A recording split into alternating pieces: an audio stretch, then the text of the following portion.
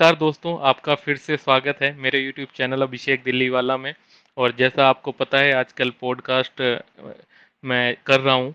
तो आज हमारे साथ एक टीवी निर्देशक हैं। तो आपका बिना समय जाया करे मैं उस खास मेहमान से आपका परिचय कराने जा रहा हूँ, जो आज हमारे पॉडकास्ट में अपने अनुभव और ज्ञान को साझा करने के लिए हमारे साथ जुड़े हैं। धर्म वर्मा, जो प्रसिद्ध डायरेक्टर रहे हैं। आप लोग मोस्ट कॉमनली, अगर मैं एक टीवी सीरियल की बात करूं तो वो था लापतागंज, जिससे आप लोग ज़्यादा मोस्ट ऑफ पीपल उससे कनेक्ट करते हैं। तो मैं अपने यूट्यूब चैनल और अपनी ऑडियंस के बिहाफ पे सर आपका बहुत बहुत स्वागत करता हूं मेरे यूट्यूब चैनल पे। तो कैसे हैं सर आप? नमस्कार। अ, नमस्ते सर। अभिषेक, मैं बहुत अच्छा हूँ। ये पॉडकास्ट एक वही जरिया बनेगा जो जी, आपकी जी। इतनी लंबी जर्नी को उन लोगों तक लेके जाएगा जो लोग आपको जानते तो हैं, जिन्होंने आपका नाम तो सुना है पर कभी फेस टू फेस या वर्चुअली आपसे रूबरू होने का मौका नहीं मिला। तो इस पॉडकास्ट की शुरुआत करने से पहले सर मैं बिल्कुल जानना चाहूँगा कि अभी आप कैसे हैं? कैसा है स्वास्थ्य? कैसा चल रहा है सब कुछ? मैं बहुत अच्छा हूँ और ऊपर वाले की कृपा से स्वास्थ्य भी बहुत अच्छा है। आप सर हुँ। आपकी डायरेक्शन से पहले मैं थोड़ा पीछे जाना चाहूँगा, भूतकाल में जाना चाहूँगा। तो ये जो जर्नी है आपकी, ये पंजाब से शुरू हुई अगर मैं गलत नहीं हूँ तो? हाँ, एक्चुअली थोड़ा मेरे मम यस सर, अ थोड़ा मेरे विस्तार म से आप अगर पीछे से बताएं अपनी हाँ, बर्थ से अ, मुंबई तक का सफर तो बेहतर जी, रहेगा। जी। एक्चुअली मेरे मम्मी-पापा पंजाब से थे और जो मेरे ग्रैंडफ़ादर थे वो आर्मी में थे। अच्छा। तो मेरा जो जन्म हुआ है वो हुआ है मथुरा, यूपी में, आगरा के पास जो अच्छा, मथुरा है। बिल्कुल मथुरा सर पता है। हाँ, तो वहाँ पर हुआ था और तब दादाजी की पोस्टिंग मीन्स उनको जो मिलिट्री का क्वार्टर था वो वहीं वहीं मिला हुआ था। तो हम लोग मेरा जन्म वहाँ हुआ है, बाकी मेरे जो भाई-बहन हैं वो हम लोग आगरा में पैदा हुए। क्योंकि इसके बाद पापा का ट्रांसफ़र आगरा हो गया था तो हम लोग आगरा में थे। तो मैंने तो पिताजी भी 70 आर्मी में थे सर? नहीं, पिताजी आर्मी में नहीं थे। पिताजी मीन्स प्राइवेट जॉब में थे और वो परचेज़ अच्छा, ऑफिसर थे। अच्छा, अच्छा। तो हाँ, तो हमारी जो दादी थी वो मीन्स क्योंकि मेरे जो ग्रैंडफ़ादर थे, हम्म। वो 65 की जो चाइना के साथ जो फाइट हुई थी उसके अंदर वो शहीद हुए थे। तो हमारी दादी मीन्स पिताजी के जाने के बाद बाकी किसी को उन्होंने अलाउ नहीं किया। ख़ासकर क्योंकि मेरे जो बड़े ताऊ जी थे वो भी आर्मी में थे। तो पिताजी को उन्होंने मना नहीं किया। तो पिताजी मोस्टली मीन्स प्राइवेट फ़र्म में उन्होंने काम किया था। He is a purchase officer. तो पापा का ट्रांसफ़र आगरा में हुआ था तो हम लोग इसके बाद पूरे परिवार के साथ आगरा में शिफ्ट हो गए। तो जो अच्छा, अर्ली एजुकेशन थी मेरी वो 79 तक मैंने 7th तक अपना आगरा में सेंट पॉल करके एक स्कूल है, वहाँ पर स्टडी की थी। उसके बाद हम लोग पापा दिल्ली ट्रांसफ़र हो गए थे तो हम लोग फरीदाबाद बल्लभगढ़ करके जगह है वहाँ पर शिफ्ट हो गए। बिल्कुल सर। तो उसके बाद जो बाकी एजुकेशन है मैंने वहाँ पर की मीन्स बल्लभगढ़ में। तो 79 से लेकर 90 तक मैं 91 तक ऑलमोस्ट मैं अपना बल्लभगढ़ में था। फिर वहाँ से मैं बॉम्बे आ गया क्योंकि मुझे मीन्स ये एक्टिंग मीन्स फ़िल्म लाइन का श मीन्स बचपन से मुझे शौक था। तो फिर मैंने यहाँ पे कोर्स किया तो उसके बाद ये जर्नी शुरू हुई।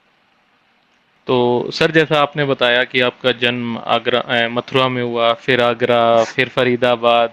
तो हुँ, मतलब पढ़ाई के लिए शुरू से ही आपने कई शहरों में, और जी, वहाँ जी। की बोली भाषा भी, जैसा जैसे शहर बदलते रहते हैं तो बोली भाषा कल्चर सब बदलता है, तो वो आप अडॉप्ट करते गए। बट जैसा आपने कहा दादा आर्मी में, पिताजी प्राइवेट जॉब, मतलब दूर हुँ, दूर तक ये फिल्म मेकिंग या इसका कोई कहीं कुछ संबंध है नहीं। तो ये हुँ, मतलब आपके अंदर ये चीज आई कैसे? क्योंकि एक्टर बनना अलग बात होती है, फिल्म मेकर बनना अलग बात होती है ना। ऑब्जर्व हाँ, चाहिए होता है, उसके लिए ऑब्जर्वेशन चाहिए होता है, दिमाग में वो सिनेरियोस चलते हैं। तो वो चीज कैसे आई? और उस समय जब सिनेमा उतना लोगों को पता ही नहीं था, ना देख पाते थे, और मुंबई तो ऐसा लगता था सात समंदर पार की बात है। जी, जी। वो एक्चुअली क्या था कि मेरे जो ताऊ जी थे हाँ, हाँ। वो मीन्स गीत बहुत अच्छे लिखते थे। अच्छा। हाँ, तो वो उन जो उनमें थोड़ी-सी मेरे को ताऊ जी से भी कुछ मिला है। तो वो गीत बहुत अच्छे लिखते थे और मुझे क्या था बचपन से ना सिनेमा बहुत पसंद था। मीन्स मैं स्कूल से बंक करके मैं फ़िल्म देखने जाता था। मीन्स वाह। ये बहुत पिटा हूँ मैं। अपने पिताजी से फ़िल्मों के लिए। तो वहाँ से मुझे बस फ़िल्मों का शौक लगा। मैंने कहा नहीं यार, ये एक ऐसा काम है जो मुझे करना है। तो वो मीन्स थिएटर में जाके मैं देखता था कैसे लोग ज़िंदा हो जाते हैं और जो आप कहना चाहते हो, वो अपने आप अपने मीन्स कहानियों के थ्रू कह सकते हो। तो ये था और मुझे क्या था, मुझे लिखने का बड़ा शौक था। मीन्स मेरे हिस्ट्री में ना बहुत ज़्यादा नंबर आते थे। मीन्स लोगों के हिस्ट्री में 55-60 नंबर आते थे, मेरे 80 नंबर आते थे। क्योंकि वाह! मैं कहानियाँ ना बढ़ा-चढ़ा के लिख देता था। तो वो जो जैसे पृथ्वीराज चौहान की कहानी लिखनी थी, उसमें अपनी तरफ से भी कुछ जोड़ देता था। तो वो सारी चीज़ें थी, तो वो मीन्स ये बचपन से था। और फिर 91 में मैंने पापा से, घर वालों से बात की, तो उन्होंने मुझे बोला ठीक है बेटा। तो फिर हम मुंबई आ गए। इसमें ताऊ जी का कितना सपोर्ट था? हाँ, ताऊ जी का था सपोर्ट, अच्छा खासा सपोर्ट था उनका। तो उन्होंने बोला था टाइम मत वेस्ट करना, बस क्या नाम है, देख लो जाके जैसा है। तो तो हुँ। हाँ, तो फिर मैं आ गया बॉम्बे। तो जो तो सर, जब ये सिनेमा आप देख रहे थे, तो कभी हम्म, ये ख्याल नहीं आया कि भाई हीरो बन जाऊं या विलन, कुछ भी, मतलब एक मैं अभिनय करूं, ना कि निर्देशक ही, मतलब दिमाग में क्यों ये चीज चली आपके? नहीं नहीं, एक्चुअली मैं जब शुरू में आया था तब निर्देशक के रूप में नहीं आया था। अच्छा। हाँ, क्योंकि उस समय मैं ढूंढ रहा था, मैंने कहा कहाँ इस काम को सीखा जाए, मीन्स को इंस्टीट्यूट। तो मुझे एनएसडी वगैरह का मालूम नहीं था इतना। हाँ, क्योंकि आप अगर फरीदाबाद थे, एनएसडी ज्यादा पास था, हाँ दिल्ली आना था हाँ आपको। हाँ, नहीं नहीं, एक्चुअली क्या था, फादर ने ना अपना कुछ काम शुरू किया था हैदराबाद में। तो फादर शिफ्ट हो गए थे हैदराबाद। तो हम्म। मैं उन्होंने मुझे भी हैदराबाद में बुला लिया था 90 में।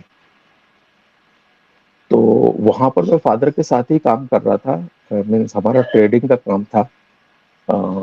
तो फादर के साथ ही काम कर रहा था, लेकिन मेरा उस काम में ना मन नहीं लग रहा था बिल्कुल भी, ग्रेजुएशन के बाद। तो मैंने पापा को बोला, मैंने कहा पापा मेरे को ना बॉम्बे जाना है, बस वहां जाके कुछ करना है।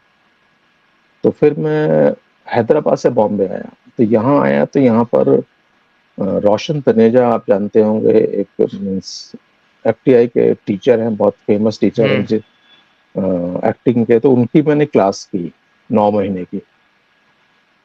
मुंबई में। तो वह हाँ, मुंबई में। तो वो क्लास मैंने की और उसके बाद लेकिन वो क्लास में सिखाते थे केवल एक्टिंग। तो मेरे को केवल मैं समझ रहा था कि भाई इस फिल्मों में काम कैसे होता है, तो मैं बारीकियां समझ रहा था। तो वहां से मेरे को मीन्स अभिनय की थोड़ी थोड़ी बारीकियों के बारे में पता चला। और फिर वो कोर्स कंप्लीट करने के बाद मैं डायरेक्शन में कूद गया। फिर सर, जब मुंबई आए आप, तो जैसा आपने कहा कि 90s में आप मुंबई आ गए और हम्म, फिर आपने शुरू करा, तो जी फिर क्या बोलते हैं, इनिशियल के डेज की अगर मैं बात करूं, तो फिर हम्म। मतलब ये डैडी समझा करो, यही आपका मतलब पहला शो था जहां डायरेक्शन की शुरुआत हुई, या इससे पहले भी कुछ था? हाँ नहीं, मैंने 92 पे मैंने इंडस्ट्री के मैंने शायद कोई डायरेक्टर नहीं छोड़ा जिसको मैंने असिस्ट ना किया हो। तो चाहे अच्छा। वो सुभाष घई साहब हो, शेखर कपूर हम्म। हो, सुधीर मिश्रा हो, तनुजा चंद्रा हो। तो इनके साथ मैंने कम से कम 7-8 साल में लोगों के साथ काम किया। और फिर इस काम की बारीकियों को समझा। और अपना 2000 में मेरे को फर्स्ट ब्रेक दिया था। आनंद महेंद्रू हैं, जिन्होंने देख भाई देख करके एक सीरियल बनाया था। हम्म। तो उस समय मैं फिल्म मीन्स मेरे को फिल्मों में ज्यादा शौक था टीवी से। तो मैंने 3 फिल्में लिखी हुई थी, तो एक फिल्म सुनाने के लिए मैं आनंद जी के पास गया हुआ था। तो आनंद जी ने मेरी स्क्रिप्ट सुनी, तो उसमें कुछ कॉमेडी पार्ट भी था। तो उनका एक शो था डैडी समझा करो, जिसके कुछ 4 या 5 एपिसोड बन चुके थे। बिल्कुल बिल्कुल। तो उन्होंने मुझे बोला कि धर्म मेरा एक शो है, तो तू पहले वो डायरेक्ट कर। तो वो मैंने शो किया। तो उसके कुछ मैंने 80 या 84 एपिसोड डायरेक्ट किया। वो शो क्या एक हुआ साल हिट। चला था सर। हाँ, वो शो काफी बड़ा हिट हो गया। और उसके बाद बस मुझे फिर कॉमेडी की मीन्स ऑफर आने लगे। तो फिर 2021 तक मैंने टीवी में ही जुटा रहा, जिसको बोलते हैं ना। तो वो फिर डैडी समझा करो, फिर उसके बाद अश्विनी धीर करके एक प्रोड्यूसर है। उस पे आएंगे, जो उस पे तो जो जरूरी जो आएंगे। बट हाँ, यहाँ मैं बस एक चीज आपसे पूछना चाहूंगा अपने दर्शकों के लिए, जैसे आपने कहा कि आपने कई डायरेक्टर को 7-8 साल असिस्ट करा, तो बस हम्म यहाँ मैं समझना चाहता हूँ कि जब असिस्टेंस होती है, हम्म रीच आउट कैसे करते हो? मतलब या उन लोगों को पता रहता है कि हाँ ये बंदा है अच्छा है या ऐसा सही काम कर रहा है, तो जहां मैं, क्योंकि डायरेक्टर जब एक जैसे सुभाष घई साहब बड़े बहुत बड़े नामी गामी डायरेक्टर थे, तो उस समय उतना समय नहीं लगता था। तो जब आप किसी को असिस्ट करते हो तो आपका टास्क क्या रहता है? मतलब आपका, आपको क्या रिस्पॉन्सिबिलिटी दी जाती है कि आपको क्या करना है, इतना करना है, क्या करना है, वो चीज़ थोड़ा, क्योंकि वो किसी को उतना डीपली बात होती नहीं है असिस्ट करने के लिए कि असिस्टेंट हाँ, डायरेक्टर का काम क्या होता है। देखो, असिस्टेंट डायरेक्टर का जो काम होता है वो क्या है कि सबसे पहले आप जाके ना, अभी तो आजकल बहुत इंस्टीट्यूट खुल चुके हैं। तो हमारे टाइम में तो मीन्स एफटीआई होता था, जहाँ पर आपको डायरेक्शन और ये सारी चीजें सिखाई जाती थी। सिखाई जाती थी। तो और वो जो वहां नहीं जा पाता था तो वो मीन्स किसी डायरेक्टर को असिस्ट करके ये सारी चीजें सिखाए। तो सबसे पहले बड़ी बात है, जब आप किसी को असिस्ट कर रहे हो तो सबसे पहले आप स्क्रिप्ट पढ़ो, कहानी को समझो कि भाई ये क्या कहानी कहना चाह रहे हैं, क्या है। फिर उस कहानी में वो कहानी कहाँ की है? और तो जब आप डायरेक्टर बनते हो तो आप जब कहानी पढ़ते हो तो आपको, आपने देखा होगा कि भाई एक फिल्म जब शुरू होती है तो एक फिल्म में एक बाहर का सीन होता है, एक अंदर का सीन होता है बिल्कुल। ना। फिर एक दूसरी लोकेशन होती है। तो आपको स्क्रिप्ट पढ़ के निकालना है कि भाई ये कहानी है, ये सीन आउटडोर का है, ये सीन इस घर का है, ये सीन विदेश का है, यहाँ पर गाना है ना। तो वो सारी चीजें आपको समझनी पड़ती है, जो आपके सीनियर आपको बताते हैं, जब आप, क्योंकि आपको तो मालूम नहीं है भाई कि क्या है कि भाई ये सीन कब शूट करेगा। तो वो धीरे धीरे समझ में आया कि नहीं ये आउटडोर का है, तो ये हमको बाहर कहीं जाके शूट करना है। तो वो स्क्रिप्ट में जितने हम आउटडोर के सीन होते हैं वो निकाल लेते हैं। हम्म। और जैसे घर के सीन है, तो घर के सीन तो समझ में आया, अच्छा अच्छा ओके। तो ये फिल्म शुरू से लेकर एंड तक नहीं बनती बनती मीन्स ये है कि आपने जब फिल्म शूट करनी है तो पहले आपने एक घर बना लिया। अगर घर नहीं है तो आपने आउटडोर के सारे सीन निकाले, फिर आपने आउटडोर के सारे सीन शूट किए, फिर घर के सारे सीन शूट किए, फिर आपने क्लाइमेक्स शूट किया, फिर गाने शूट किए। फिर इन सबको जोड़कर एडिटिंग टेबल पर इनको सीन नंबर 1 से लेकर सीन नंबर 100 तक हम जोड़ते हैं, फिर इस टाइप से एक पूरी फिल्म बनती है। तो वो धीरे धीरे एक प्रोसीजर है जो समझ में आता है। तो वो चीज समझी। और अब होता क्या है कि जैसे कि आपने देखा फिल्मों में एक हीरो घर से निकला तो उसने एक सफेद शर्ट पहन रखी है। तो वो एक ही दिन की कहानी है, तो वो किसी ऑफिस में जाता तो आप देखते हैं उसने भी वहां भी सफेद शर्ट पहने। लेकिन रियल लाइफ में जब हम, तो हम घर से निकल के सीधा ऑफिस जाते हैं। बिल्कुल। लेकिन फिल्मों में वो सीन 2 महीने पहले शूट हुआ होगा, ऑफिस वाला सीन हम 3 महीने बाद में शूट करेंगे। लेकिन वो एक कंटिन्यूटी है, वो असिस्टेंट डायरेक्टर का काम है। जो कॉस्ट्यूम संभाल रहा होता है उसका काम होता है कि भाई हीरो इस समय सफेद शर्ट पहन के निकला था, और वो जब ऑफिस में पहुंचेगा तो भी सफेद शर्ट होना चाहिए। जब रास्ते में वो कहीं किसी से मिलता है, किसी दुकान पे कुछ खाता है, मिठाई खरीदता है, तो वहां पर भी उसके पास सफेद शर्ट होनी चाहिए। जब वापस घर पे आएगा तब भी सफेद शर्ट होनी चाहिए। तो वो एक कंटिन्यूटी बनती है, तो वो चीज समझ में आई। आपने जब मैंने कई फिल्मों में देखा था कि हीरो घर से सफेद शर्ट पहन के निकला और ऑफिस पहुंचा तो कोई और ही शर्ट थी। वो हमें इतना पब्लिक का ध्यान उस तरफ ज्यादा नहीं जाता, लेकिन जब आप बिल्कुल। इस टेक्निकल चीजों में घुसते हो तो आपको समझ में आता ग्लिच है ना। मिलता है वो। हाँ, ग्लिच मिलता है, बालों और का हेयर कई, स्टाइल चेंज हो जाता बिल्कुल है बिल्कुल, ना। कई बार ये भी आपने ध्यान देना है, आपकी शर्ट जैसा आपने कहा सुबह पहन के गया तो वो गंदी भी होगी, एकदम हाँ फ्रेश लुक नहीं लुक करेगी, तो उस चीज का भी ध्यान रखना है। हाँ, तो बिल्कुल आपको उस बिल्कुल। चीज का ध्यान है कि भाई अभी हीरो समझ लो कि घर से निकला, रास्ते में उसका झगड़ा हो गया है फिल्म में। अब आपने मालूम पड़ा कि ऑफिस की शर्ट तो बिल्कुल आपने क्लीन शूट कर ली है, गंदी नहीं, तो वो लगेगा। तो ये सारी चीजें ना कंटिन्यूटी होती है। तो आपको ध्यान देना पड़ता पूरा कि यहाँ निकलेगा, यहाँ पर हीरो की कंडीशन क्या होगी, इस लड़ाई होगी तो कीचड़ में गिरेगा तो शर्ट पे कितने छींटे पड़ेंगे। तो ये सारी चीजें आपको डायरेक्शन में सिखाई जाती है। फिर आपको लेंसेज के बारे में धीरे धीरे पता चलता है कि नहीं, ये क्लोजअप है तो क्लोजअप में कौन सा 100 का लेंस लगेगा, टाइट का, वाइड शॉट होता है, हर चीज अलग अलग उसमें चीजें होती है, तो ये टेक्निकल चीजें आपको सिखाई जाती हैं। फिर बाद में आता है क्रिएटिविटी, मीन्स क्रिएटिविटी फिर आपकी अपनी इमेजिनेशन आती है कि भाई मैं इस डायरेक्टर को असिस्ट कर रहा हूँ, इसकी इमेजिनेशन तो ये है, इसने ये सीन ऐसे शूट किया, लेकिन यही फिल्म अगर मेरे को मिली होती तो मैं इसको कैसे डायरेक्ट करता, मैं हीरो से हम्म। कैसे एक्टिंग कराता। तो ये सारी चीजें फिर आपकी अपनी इमेजिनेशन, जब आप अपनी इमेजिनेशन यूज करना शुरू करते थे तो फिर आप धीरे धीरे डायरेक्ट होते हो। लेकिन एक टेक्निकल चीजें सीखने में आपको 3 साल जाते हैं। जैसे आप एक अगर आप एक इंस्टीट्यूट में भी जाओगे, जैसे कि आपने 12th कर लिया या बीकॉम कर लिया, उसके बाद अगर आपको डिग्री लेने जाते हो तो उसमें भी आपको एक क्या नाम है 3 साल का कोर्स होता है ना कि भाई आप कंप्लीट। तो वो भी एक फिल्म बिल्कुल। मेकिंग भी एक, चाहे वो एक्टिंग हो चाहे डायरेक्शन हो चाहे कोई भी हो, तो वो एक 3 साल का कोर्स है जो आपको ध्यान से करना है। तो वो आपने अगर पूरी तरह से तो फिर आपको समझ में आ जाता है कि भाई ऐसे ऐसे करके फिल्म बनती है।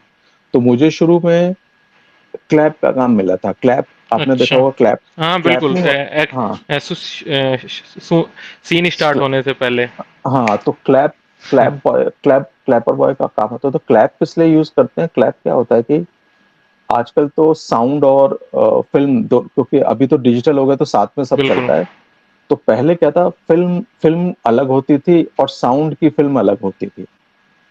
तो साउंड क्या होता बिल्कुल। था, अलग रिकॉर्ड हुआ होता था, फिल्में अलग चलती थी।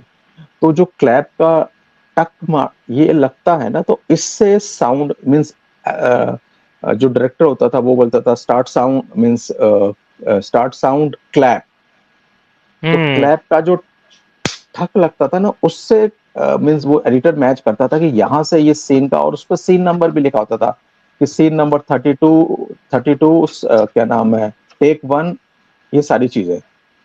तो उससे मैच करते थे कि अरे हाँ ये यहाँ से साउंड शुरू हो गई, वरना क्या होता आउटसिंक हो जाएगा, बिल्कुल। बिल्कुल। है ना। तो ये चीजें थी। फिर धीरे धीरे मीन्स जैसे जैसे टेक्नोलॉजी ने मीन्स ग्रोथ की तो सारी चीजें डिजिटल होती चली गई। तो अभी अभी तो इतना नहीं होता, लेकिन उस टाइम में बहुत मुश्किल होता था सारी चीजें मैच करना, साउंड मैच करना। आपने कई बार देखा होगा कि लिप कुछ और बोल रहे हैं और सुनाई कुछ और दे रहा है, तो वो क्या होता है सिंक नहीं हो साउंड पा रहे हैं। सिंक नहीं हो पाती, साउंड, सब चीजें थी। जी। तो मतलब जब आप किसी को असिस्ट कर रहे हो तो एक छोटे से लेके बड़ा काम सारा कुछ आपको सिखाया जाता है। बिल्कुल और बिल्कुल। और ऐसा भी होता है कि एक दो मतलब डायरेक्टर ने एक दो शॉट दे दिए कि चलो इस वाले को मतलब उसको लग रहा है कि हाँ ये इतना वो नहीं है, मतलब ये कर सकता है कि तुम इसको तुम्हारा थॉट प्रोसेस क्या कहता है, तुम चलो एक शॉट डायरेक्ट करके दिखाओ, मतलब तुम्हें ऑब्जर्व करने के लिए, तुम्हें जज करने के लिए। ऐसा भी होता है। हाँ वो भी होता है। वो मौका मुझे 98 में मिला था। अच्छा। मूवी हाँ में। मीन्स नहीं नहीं नहीं, वो भी एक टेलीविजन सीरियल था, तो उसमें मिला था वो मुझे मौका। तो हम थे। हाँ। कि आपको आपने कहा कि 1998 में आपको पहला जो आपने कहा कि वो मौका दिया गया कि किसी ने आपको बोला कि चलो तुम ये अ, अपनी डायरेक्शन दिखाओ एक शॉट के लिए या एक सीन के लिए जो टीवी में था। जी जी जी। तो वो क्या मतलब उस टाइम फीलिंग क्या थी? क्योंकि जैसा आपने कहा कि कई बार ऐसा भी होता होगा ना, क्लैप वाला करे जा रहे हो, बंदा फ्रस्ट्रेट भी होता है यार कि मतलब लग रहा है कि हम में वो काबिलियत है, पर मन में आता होगा ना क्या कर रहा हूँ, ताली बजाए जा रहा हूँ एक लकड़ी लेके। हाँ नहीं नहीं, वो क्या था कि देखो क्लैपर वॉच से शुरू की थी, लेकिन मैं 2-3 महीने के अंदर फर्स्ट असिस्टेंट बन गया था। हम्म। मैं आर्टिस्ट को बुलाना, ये सारी चीजें थी। फिर उसके अच्छा, उसमें बाद भी कई असिस्टेंट होते हैं, ये हाँ चीज हाँ अभी पांच, आपसे नहीं। नहीं वो एक्चुअली एक फिल्म या एक सीरियल में कम से कम 5 या 6 असिस्टेंट होते हैं। देखो एक ओके। क्लैपर बॉय होता है, एक क्लैपर बॉय हम्म। होता है, हम्म। उसके बाद फर्स्ट असिस्टेंट असिस्टेंट होता है, फिर कॉस्ट्यूम असिस्टेंट होता है, फिर चीफ असिस्टेंट होता है, फिर एक डायलॉग असिस्टेंट होता है, फिर एसोसिएट डायरेक्टर होता है, फिर एक डीए भी होता है। तो डीए 5 बोले तो अब फिर? डायरेक्टर का असिस्टेंट होता है, जो पर्सनल डायरेक्टर का असिस्टेंट होता ओके, समझ है गया। ना। तो ये होता है। अब जो असिस्टेंट भी है उसके भी अलग अलग काम है। क्लैपर बॉय है, वो क्लैप देता है ना। और एक होता है क्या नाम है, जो कंटिन्यूटी लिखता है कंटिन्यूटी शीट पे। तो कंटिन्यूटी शीट मीन्स आपका एक सीन शूट हो रहा है, एक सीन शूट हो रहा है, तो एक्टर ने उस सीन के दौरान एक्टर क्या क्या कर रहा है, एक्टिविटीज क्या क्या कर रहा है, जैसे उसने चाय का कप उठाया, हम्म। कप उठा के उसने कौन से डायलॉग पे सिप किया, कौन से डायलॉग पे नीचे रखा, है ना, और हाथों की कंटिन्यूटी क्या थी। तो वो एक डायरेक्टर जो बैठा होता है ना, वो लिखता रहता है कि यहाँ क्या क्या था, क्योंकि क्या होता है, आपने एक शॉट ले लिया, मास्टर शॉट ले लिया, मास्टर शॉट लेने के बाद आपके क्लोजअप कटते हैं, टू शॉट कटता है अलग, तो ये होना चाहिए कि भाई हर चीज में ना मैच होना चाहिए। मालूम पड़ा कि जो लॉन्ग शॉट के गॉट इट, अंदर तो गॉट इट। आपने मीन्स आपने चाय किसी और डायलॉग पे पी थी, और जब एडिटर, और हाँ, साइड एंगल आ रहा है तो तो उसमें कुछ, डायलॉग हाँ तो पहले वो, बोला फिर चाहे जा रही है, समझ गया। हाँ तो वो क्या होता है कि वो जाके ना आपको असिस्टेंट डायरेक्टर जो कंटिन्यूटी लिख रहा होता है, वो जाके बताता है एक्टर सबको कि सर ये चीजें आपने की थी और अब आपको वो करनी है। अगर बाई चांस वो गलत कर रहा होता तो उसी टाइम शॉर्ट काट के वो बता देता है। तो ये सारी चीजें ध्यान रखनी पड़ती है। और और अच्छी बात यह है कि क्या नाम है, जो बड़े एक्टर होते हैं, जो बहुत अच्छे एक्टर होते हैं, उनको सब याद भी होता है कि उन्होंने कहाँ किया हम्म। था, क्या नहीं किया हाँ, था। मतलब जैसा एक्सपीरियंस होता जाता है उनको ही पता है कि भाई मेरे को अगला शॉट देना है तो ये चीज दिमाग में रखनी है, हाँ साइड एंगल से और ऐसा करना है। हाँ, और दूसरा क्या होता है कि आपको अभी तो क्या है कि अभी तो वीडियो असिस्ट आते हैं, है ना, तो आप डिजिटल में पीछे जाके देख सकते हो कि क्या है। तो बिल्कुल। पुराने टाइम में क्या होता था, दूसरे कैमरे होते थे, आपके फिल्म वाले हम्म। कैमरे, तो उसमें आप तो उसमें तो कुछ नजर ही नहीं आता था ना, उसमें जो एक बार छप गया तो छप गया। कैमरामैन के ऊपर बहुत डिपेंड रहना पड़ता था आपको, क्योंकि आपको नजर तो आ नहीं रहा कुछ, केवल कैमरामैन को नजर आ रहा, तो उसके अंदर कंटिन्यूटी का बड़ा ध्यान रखना पड़ता था।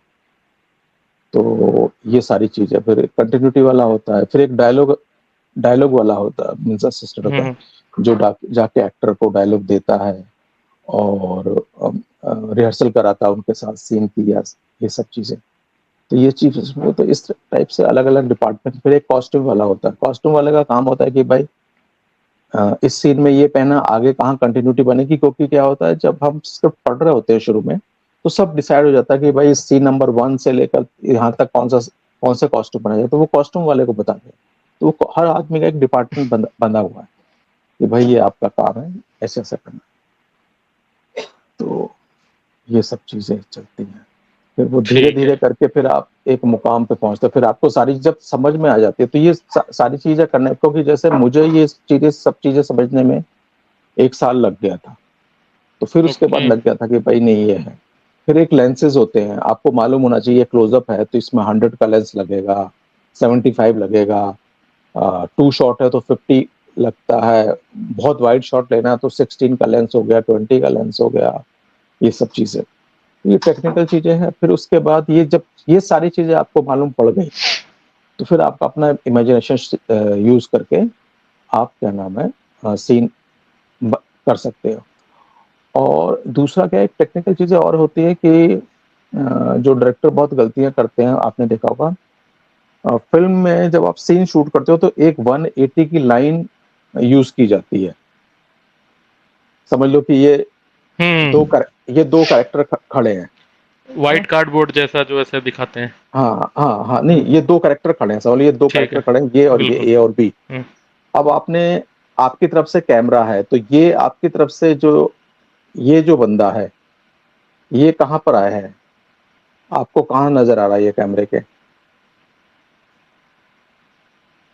ये जो, मेरे मेरे पास कैमरा है।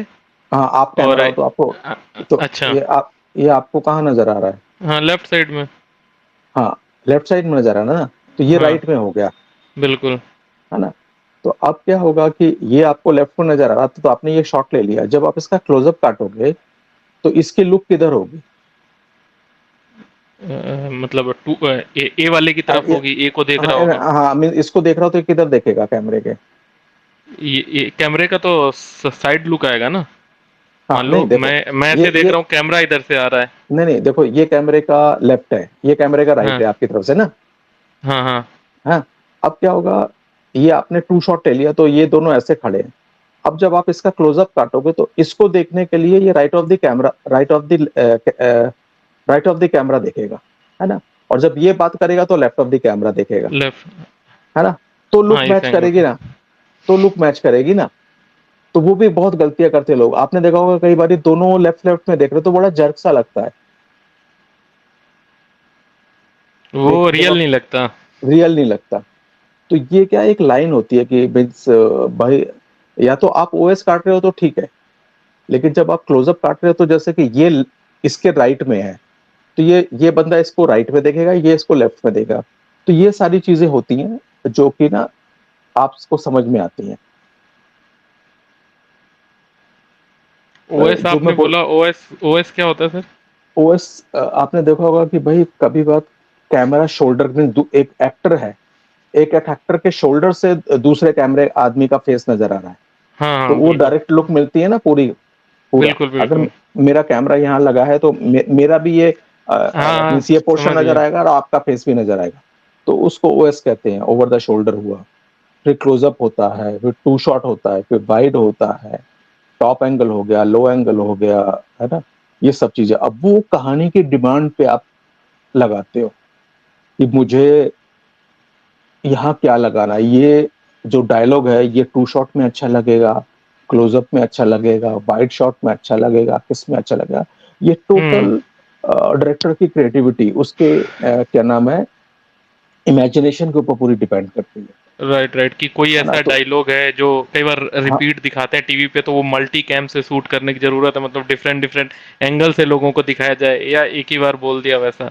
हाँ, नहीं अब वो डायलॉग की ना इम्पोर्टेंट कितनी है, मीन्स आपको किसी एक्टर के बहुत अच्छे एक्सप्रेशन दिखा रहे हैं तो क्लोजअप में आप दिखा पाओगे इस डायलॉग को, है ना। तो वो है। और कई बार होता है आपको लोकेशन दिखानी होती है, जैसे आप हीरो विदेश गया, तो विदेश में आप एकदम लॉन्ग शॉट में देखते होंगे कि बड़ी बड़ी बिल्डिंग, तो वहां पर देखा होगा आपने कोई डायलॉग नहीं होता, म्यूजिक के ऊपर निकाल देते हैं वो लोग। लेकिन बिल्कुल जहां बिल्कुल। आप सीन कट करेंगे, जहां आपकी सीन शुरू हुए, तो वो डायलॉग की कितनी इंपॉर्टेंस है, आप ऑडियंस तक क्या क्या कहना चाहते हैं वो जरूरी होता है। तो ये मेन चीज है। तो ये मीन्स आपको मीन्स लोग आ जाते हैं ना उठ के कि भाई मैं हम्म बन सकता हूँ, ये ऐसे उठ के नहीं आना होता, ये भी एक क्या नाम है, कला है। और जैसे हर इंस्टीट्यूट मीन्स जैसे आपने डॉक्टर बनना है तो 3 साल 5 साल की पढ़ाई करनी है, तो उसी तरह से आपको अगर फिल्म मेकिंग में भी आना है तो, और फिल्म मेकिंग में भी आपको एक्टर बनना है, डायरेक्टर बनना है, साउंड इंजीनियर बनना है, कॉस्ट्यूम का करना है, कुछ भी करना है, तो पहले उसकी पढ़ाई जरूर कर लो। मीन्स हम्म पढ़ाई करने से क्या होगा कि आप ना जब सेट पे जाते हो ना, तो आपको नॉलेज होती है। नहीं तो क्या होता, आप उठ के चले गए, आपको मालूम ही नहीं है कुछ, तो उसमें आपको सीखते साखते 5 6 साल लग जाते हैं।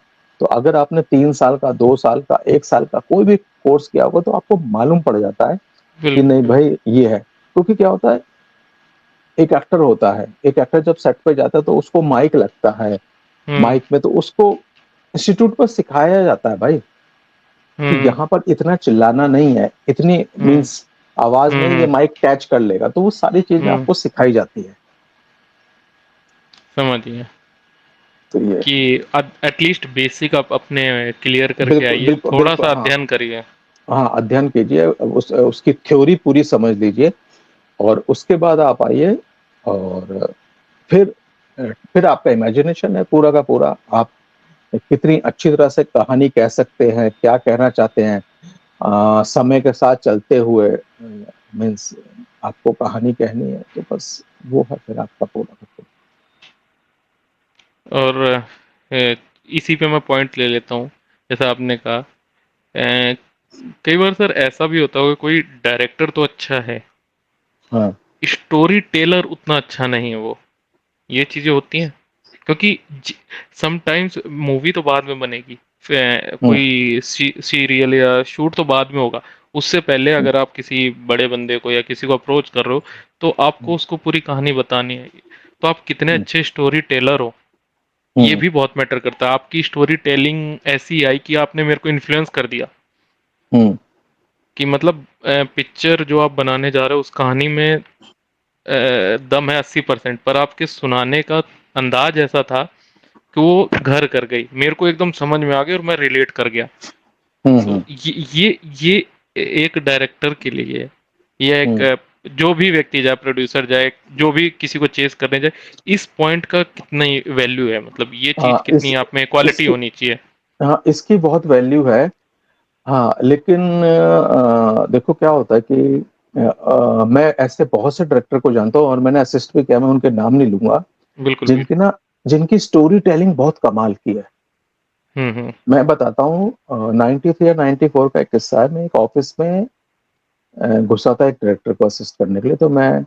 तो उस समय मैंने उनसे अपॉइंटमेंट ली थी, तो वो ना 4-5 लोगों को बिठाकर ना कहानी का नरेशन दे रहे थे। तो वो जो कहानी का नरेशन दे रहे थे, वो नरेशन इतना बढ़िया था कि ये ऐसे उतरता है हीरो, और हीरो के पैरों से कैमरा ऊपर जाता है, उसकी आंखों पर जाता है, उसके पीछे से हीरोइन आती है, ये आता है। तो मैंने जब उसको सुना, मेरे को ना पूरी फिल्म नजर आने लगी। मैंने कहा यार, ये कितना बढ़िया कहानी कहानी सुना रहा है।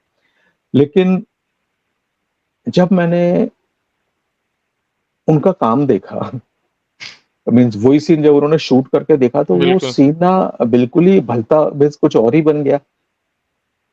तो ये ऐसे ऐसे लोग भी, ऐसे लोगों को बम्बई में बोल वचन कहते हैं, है ना, कि जो ना सुनाने में तो बहुत माहिर होते हैं, लेकिन काम में बिल्कुल क्या नाम है, जीरो होते हैं। लेकिन वहां उल्टा इसका मैंने देखा, मैंने बहुत बड़े बड़े डायरेक्टर हैं जिनका ना स्टोरी नरेशन अच्छा नहीं है। हम्म। बहुत बड़े बड़े नाम है, मीन्स मैं बताता हूँ, लेकिन आप उनकी फिल्में देख लो, आप देखोगे क्या कमाल के, यार क्या फिल्में की है। तो वो है। तो स्टोरी नरेशन और क्या नाम है, एक शूट करना, ये ना दोनों चीजें अलग है। लेकिन हाँ, ये बहुत जरूरी है कि ये अच्छी बात है कि क्या नाम है, आपको अगर नरेशन भी अच्छी हो और आप शूट भी उतना अच्छा करते हो, तो ये बहुत ही अच्छी चीजें हैं, प्लस है पॉइंट ना। मिल जाएगा आपको। ये प्लस पॉइंट मिलता है। लेकिन इससे घबराने वाली कोई बात नहीं कि आप नरेशन अच्छे, हाँ, आपको पहली फिल्म मिलने में थोड़ी सी दिक्कत हो सकती है, लेकिन आपने वो फिल्म अच्छी बना दी, तो फिर लोगों को मालूम पड़ जाता है कि भाई वो नरेशन अच्छे नहीं देता, लेकिन फिल्म बहुत अच्छी बनाता है। तो फिर आपको फिर कोई उसकी चिंता करने की जरूरत नहीं है। और तो एक जो किरदार या जो एक्टर एक्ट्रेस के पास आप जा रहे हो, वो भी तो मैटर करता होगा कि कई जैसा आपने कहा कि हीरो के पैर के नीचे से कैमरा आ रहा है, साइड एंगल से ऐसा शॉट लेंगे, अब सामने वाले के भी तो दिमाग में वो चीज जाए। वो आप जो नरेशन आप बता रहे हो, मान लो आप अच्छे हो, पर सामने वाले को हम्म, पल्ले ही ना पड़ रही स्टोरी की क्या पा, क्योंकि कहानी जब आप बता रहे हो तो सारा खेल इमेजिनेशन का है। आपने मेरे हम्म, को कोई चीज समझाई, आपने एक मेरे दिमाग में वो सीन बिठा दिया। अब मेरे हम्म, दिमाग की कैपेबिलिटी कितनी है कि मैं उस सीन को 20 ना सही तो एटलीस्ट 19 या 18 तो समझूं। तभी तो मैं आपके हम्म। साथ जुड़ पाऊंगा, तभी तो समझ पाऊंगा, क्योंकि दोनों सेम पेज पे रहेंगे तो बेहतर हो पाएगा। जी, जी, जी। तो वो क्या होता है कि नहीं, वो तो अब क्या है, आपको एक्टर को कन्विंस करना है हम्म। कि भाई ये मेरी कहानी है। हम्म। अब एक्टर कन्विंस हो गया तो बहुत अच्छी बात है, हम्म। और अगर नहीं हुआ तो फिर आपको दूसरे एक्टर के पास लेके वो कहानी को जाना है, ये है ये है। लेकिन क्या होता है, कुछ किरदार में कुछ एक्टर फिट बैठते हैं, क्योंकि कुछ सोच के डायरेक्टर ने लिखी होती है, राइटर ने लिखी होती है कि भाई मैंने ये रोल इसके, जैसे कि 70s में बच्चन साहब को लेकर, धर्म जी को लेकर बड़ी फिल्में लिखी जाती थी कि भाई इस रोल में ये फिट बैठेंगे। तो वो अभी भी होता है। लेकिन क्या होता है, अगर बाई चांस वो एक्टर नहीं मिलता, तो फिर दूसरे एक्टर के पास हम्म। जाते हैं। लेकिन हाँ बट। हम्म। एक्टर बहुत इंटेलिजेंट होते हैं, क्योंकि जो 5-6 फिल्में जिन्होंने कर ली होती है, तो उनको समझ में आ जाता है कि भाई इस ये आदमी फिल्म बना पाएगा या नहीं बना पाएगा। क्योंकि यहाँ पर क्या, बॉम्बे में क्या होता है, फिल्में शुरू भी होती हैं और 20% बनने के बाद बंद भी हो जाती हैं। ऐसा भी बहुत होता है। तो वो बहुत डिस्प्यूट होते हैं, मीन्स कभी एक्टर राइटर का, कभी डायरेक्टर राइटर का, कभी प्रोड्यूसर एक्टर का, कुछ पंगे हो जाते हैं, तो फिल्में बंद हो जाती हैं। स्ट्रेस तो बहुत है। हाँ, स्ट्रेस है जब तक आप बनते नहीं हो। और फिर बन और बनने के बाद फिर आपको अपनी पोजीशन बचाने के लिए आपको स्ट्रेस करना पड़ता है। तो मीन्स वो ये है, जिंदगी मीन्स एक संघर्ष है, और इसमें आपको लगे रहना है, जैसे कि बाकी कामों में भी कि होता ना कि भाई आपको रोज कुआं खोदना है, रोज पानी निकलेगा तो पियोगे। तो बिल्कुल संघर्ष है, बिल्कुल। मीन्स जैसे बाकी आप बिजनेस में आपको काम करना पड़ता है, वैसे यहाँ भी मीन्स ये नहीं कि आपने एक फिल्म बना दी तो आपकी दुकान मीन्स हम्म। चल गई, वो नहीं। एक फिल्म बना दी, अब आपको दूसरी फिल्म की तैयारी करनी है। दूसरे के बाद तीसरी फ़िल्म की तैयारी करनी है। तो वो ये एक क्या नाम है, जीवन चक्र है, ये चलता रहता है ऐसे। चलता रहेगा। जी, जी। चलिए मैं अब कुछ आपके डायरेक्शन के सीरियल्स की बात कर लेता हूँ क्योंकि अपने पास समय कम है। तो हुँ। ये आपने वो शो करा जो आपने बताया डैडी समझा करो 1999 और 2000 में आया। उसके बाद एक थोड़ा बीच में गैप सा आया, फिर 2006 में पिया का घर आया। हाँ, नहीं, उसके बीच में गैप नहीं आया बीच था। में हाँ, मैं नहीं, वो उसके बीच में हाँ, सब टीवी के बहुत शो कर रहा था। देखो, मैं डैडी समझा करो कर रहा था। डैडी समझा करो के बाद ही मुझे अश्वनी दीर का एक शो था, क्या नाम है, पब्लिक है सब जानती है। पब्लिक है सब जानते हैं। हाँ, उसमें संजय मिश्रा, विनीत कुमार, सुष्मिता मुखर्जी, बहुत एक्टर थे। वो बहुत हिट सीरियल था। मीन्स वो सटायर था पॉलिटिक्स के ऊपर। तो वो मैंने किया था 1.5 साल। फिर उसके बाद एक मेरा शो था, मैंने जसपाल भट्टी साहब के साथ किया था, क्या नाम था उसका, ढाबा जंक्शन, 2003 में वो किया। फिर 2003 के एंड में मुझे अश्विनी धी का एक नया शो शुरू हुआ था, ये सिफारशी लाल, देवन भोजानी और हम्म। बहुत एक्टर थे उसमें, देवन भोजानी और अपना सूरज ये थापर। इसमें आप डायरेक्शन में थे, असिस्टेंट डायरेक्शन में थे? नहीं, नहीं, ये मेरे डायरेक्शन इंडिपेंडेंट डायरेक्शन के शो हैं में सारे, ओके ठीक। है ना। फिर सिफारशी लाल मैंने किया। सिफारशी लाल के बाद फिर मैंने एक और अश्विनी का शो था, जी बहन जी, चमचा इन चीफ, ये सारे शो 2006 तक मैंने ये किया। फिर बीच में पब्लिक है सब, वो क्या नाम है, पिया का घर मैंने लिखा था पिया कुछ का घर, हाँ। एपिसोड। हाँ, तो ये था। और तो बोलिए, बोलिए। हाँ, फिर मतलब मैं उसी पे आऊँगा, लापतागंज पे ही आऊँगा क्योंकि हुँ। लापतागंज जब आया तो मेरा अभी बीच में क्वेश्चन आने वाला था कि अश्विनी धीर सर से आपकी मुलाकात कैसे हुई, कैसे जानते हो? पर जैसा आपने बता दिया कि उनके 2 शो आप ऑलरेडी कर चुके थे। हाँ, तो अश्विनी दी से मेरी मुलाकात हुई थी 2002 में। ओके। तो वो एक शो बना रहे थे, पब्लिक है सब जानती है। ये उनका पहला शो था जो वो प्रोड्यूस कर हुँ, रहे थे और वो खुद लिख रहे थे। हुँ, हुँ। तो क्या नाम है,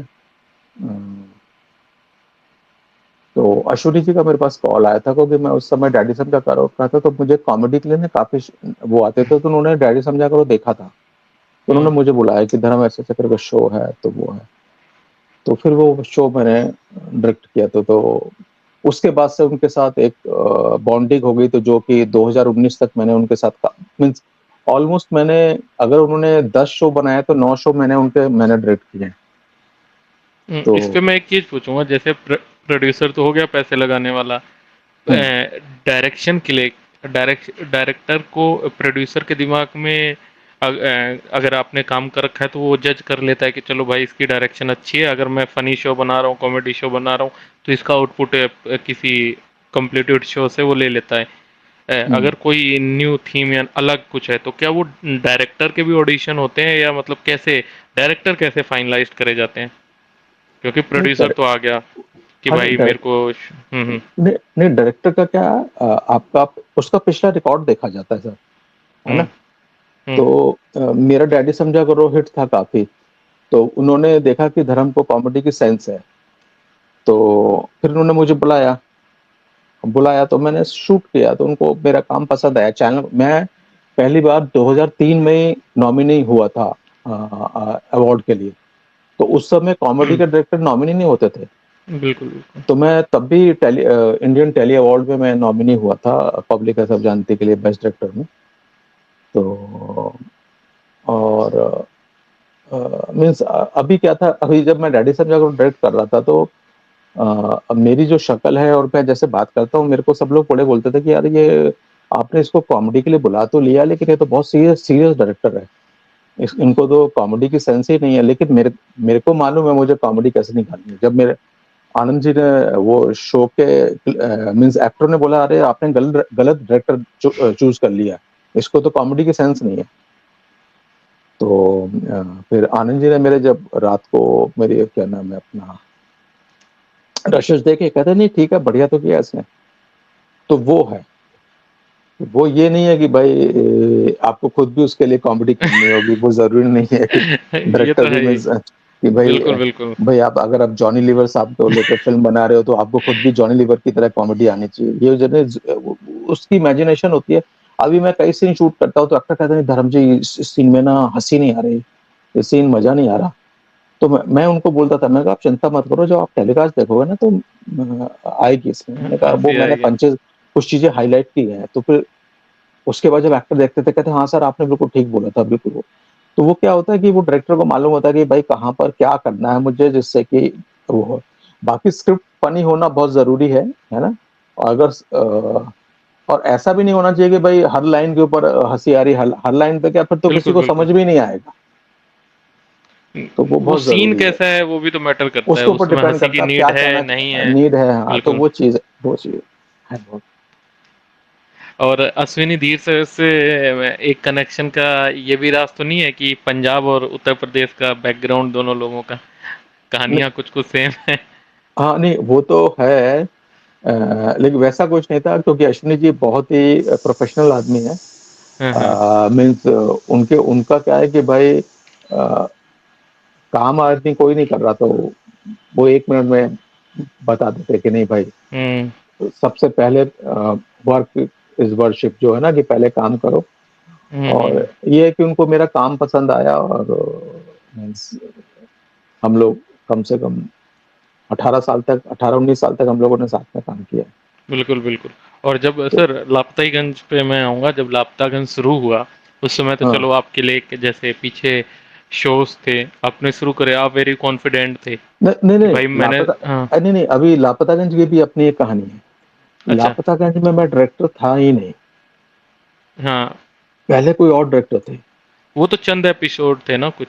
नहीं, चंद एपिसोड नहीं, एक्चुअली क्या था मेरे पास ना अश्विनी जी का कॉल आया 2009 हुँ, में।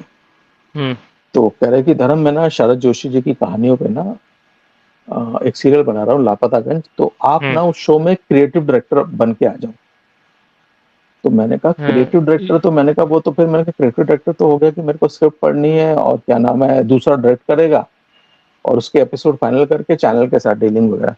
तो मैंने अश्विनी जी को बोला था, मैंने कहा सर मैं क्रिएटिव डायरेक्टर नहीं बन सकता क्योंकि मेरे को ना दूसरा काम करेगा मालूम पड़ा मुझे पसंद ही नहीं आ रहा, डायरेक्टर कुछ और कहना चाह रहा है मेरा।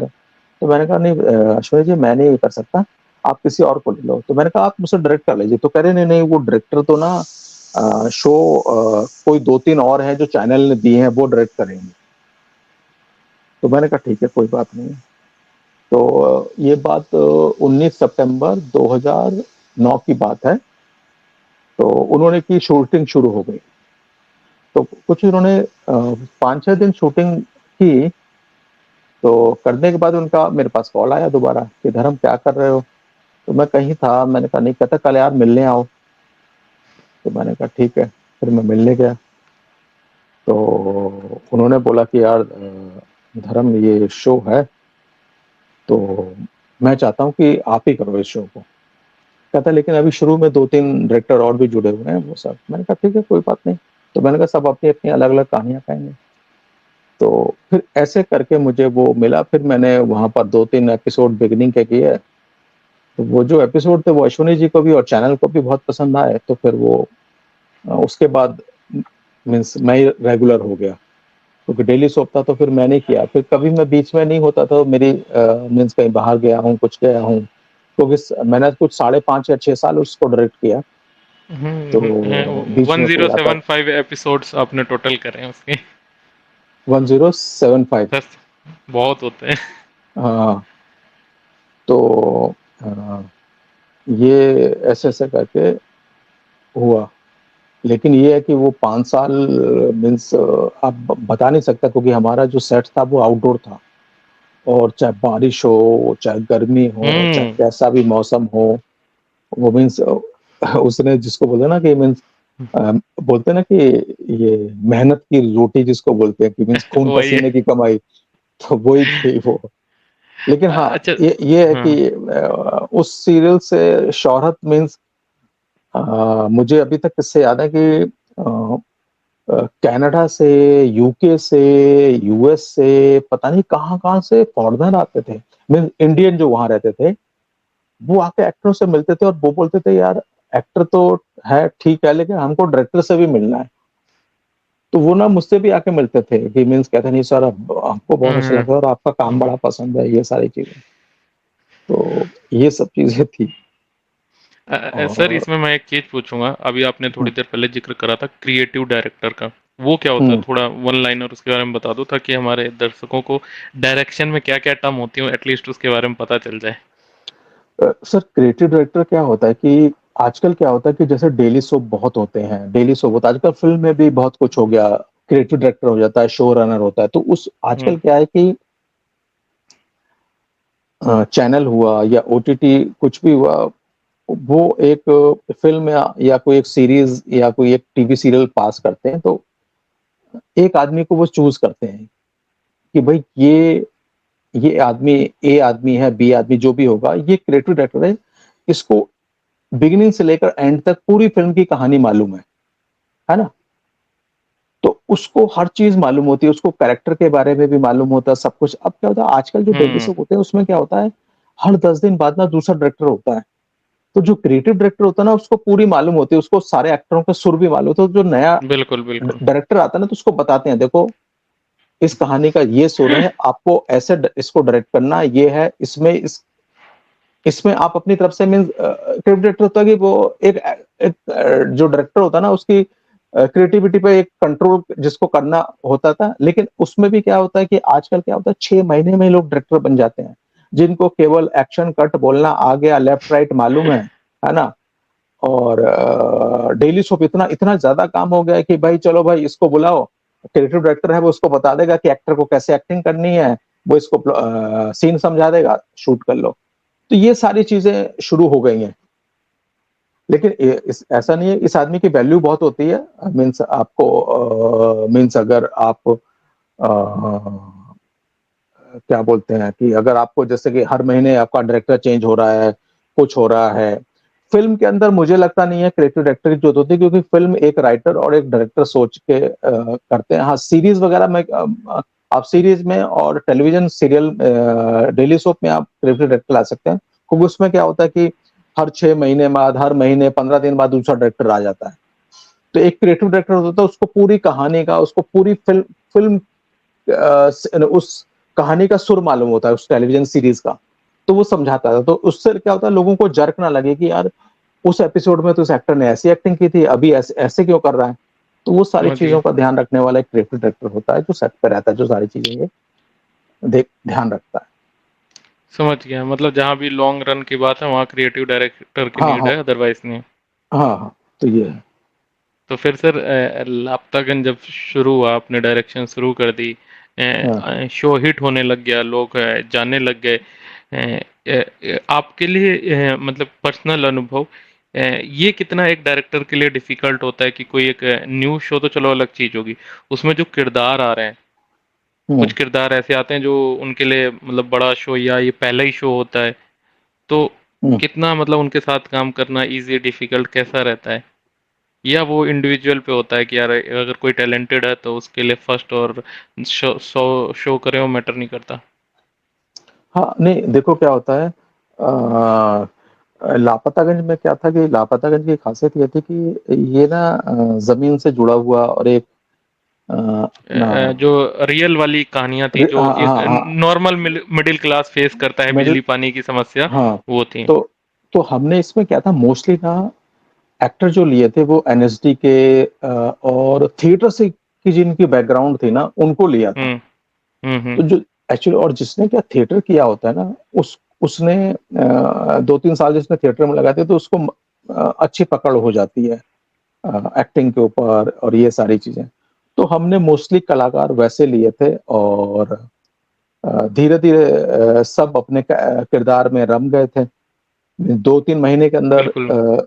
पूरी तरह से जुट गए थे। हाँ, जिन जो नए कलाकार आते थे उनके साथ थोड़ी मेहनत करनी पड़ती थी, थोड़ा ज्यादा टाइम देना पड़ता था। लेकिन क्या होता है कि अगर सामने वाले में सीखने की वो है, शिद्दत है, तो फिर कोई प्रॉब्लम नहीं है। फिर आपको मालूम है कि भाई अभी बेचारा मेहनत कर रहा है, अभी 15-20 दिन में ये भी आदमी ट्रेंड हो जाएगा।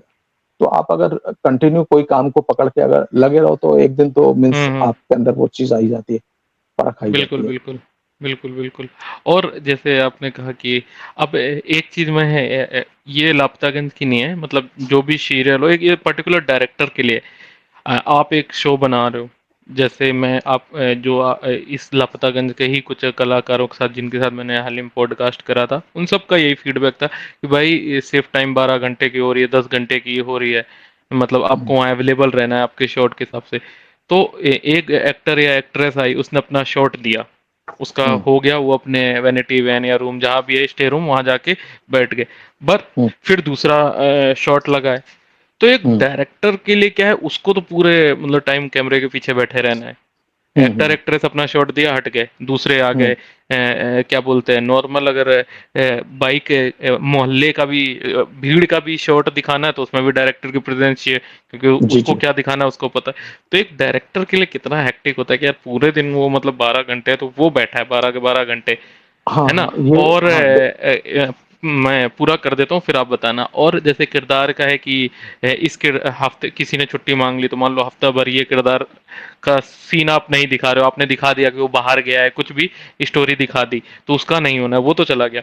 पर डायरेक्टर को तो एक बंदे को भी अगर हफ्ता भर दिखाना है, तो डायरेक्टर वही रहेगा, तो उसके लिए जी कितना जी। हेक्टिक रहता है। हाँ नहीं सर, डायरेक्टर के लिए डेली शो बहुत हेक्टिक है।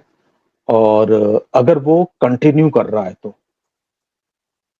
और अगर शो कहीं लापता खिंच टाइप है तो फिर तो बहुत हेक्टिक है। मीन्स क्या होता है आजकल जो सेट हो गए हैं, आजकल मोस्टली सेट जो डेली शो पे, जैसे ये आजकल जो जैसे अनुपमा हुआ और भी शो है, ये सब क्या शो है, ये ना सब एसी फ्लोर के अंदर लगे हुए शो हैं। क्या होता है कि पहले क्या होता था कि पहले ना एसी फ्लोर बहुत कम थे।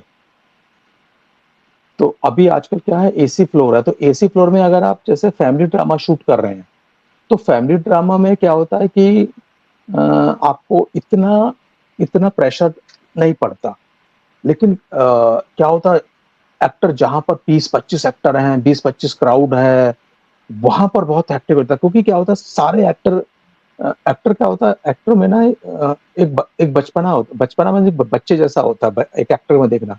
वो क्या होगा, जैसा अपना लाइन मीन्स लाइन बोलेगा, फिर फोन निकाल के बात करते हैं। तो डायरेक्टर अब क्या है, आपको सबको कंट्रोल में रखना है। तो उन सबको लेके चलना बड़ा मुश्किल काम होता है, लेकिन यही हमारा काम है। यही काम था मीन्स क्या, तो और करना हाँ, था। तो इसीलिए आपने देखा होगा कि कोई भी डायरेक्टर ना 4 महीने, 2 महीने या 6 महीने से ज्यादा कोई डेली सोप करता नहीं है। उसके बाद हाँ, ब्रेक ले चेंज हो। लेते हैं।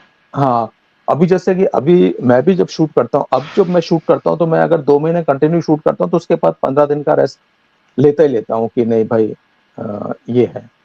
और लापता के टाइम पे तो ऐसा था कि मैं मुझे मालूम है, मेरी 2012 की बात है। मेरी मदर की डेथ हुई थी और मैं गया ओ, हुआ था।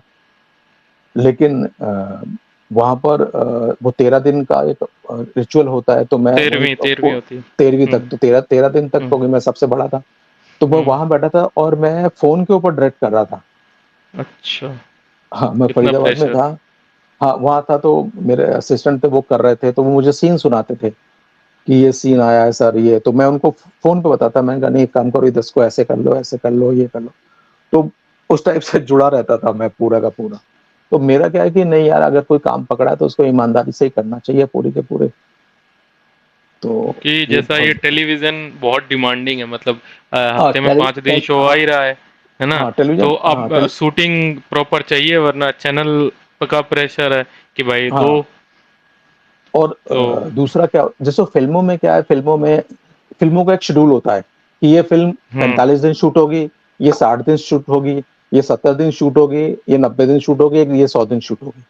तो वो आपका एक 1.5 से 2 साल का एक पूरा प्रोसीजर बन जाता है कि भाई अब स्क्रिप्टिंग पे शुरू हुआ, तो 1.5 साल तक आपने काम किया, फिर आपने स्क्रिप्टिंग का काम किया, फिर आपने शूट किया। तो फिल्म में क्या होता है, आपके पास टाइम होता है पूरा, है ना। और वहां पर इतना प्रेशर नहीं होता। दूसरा क्या है, इसमें मीन्स आपको प्रोड्यूसर की तरफ से एक प्रेशर भी बना रहता है कि आपको शाम तक टेलीविजन सीरियल में, आपको शाम तक 12 मिनट, 14 मिनट, 15 मिनट, 18 मिनट देने देने होते हैं।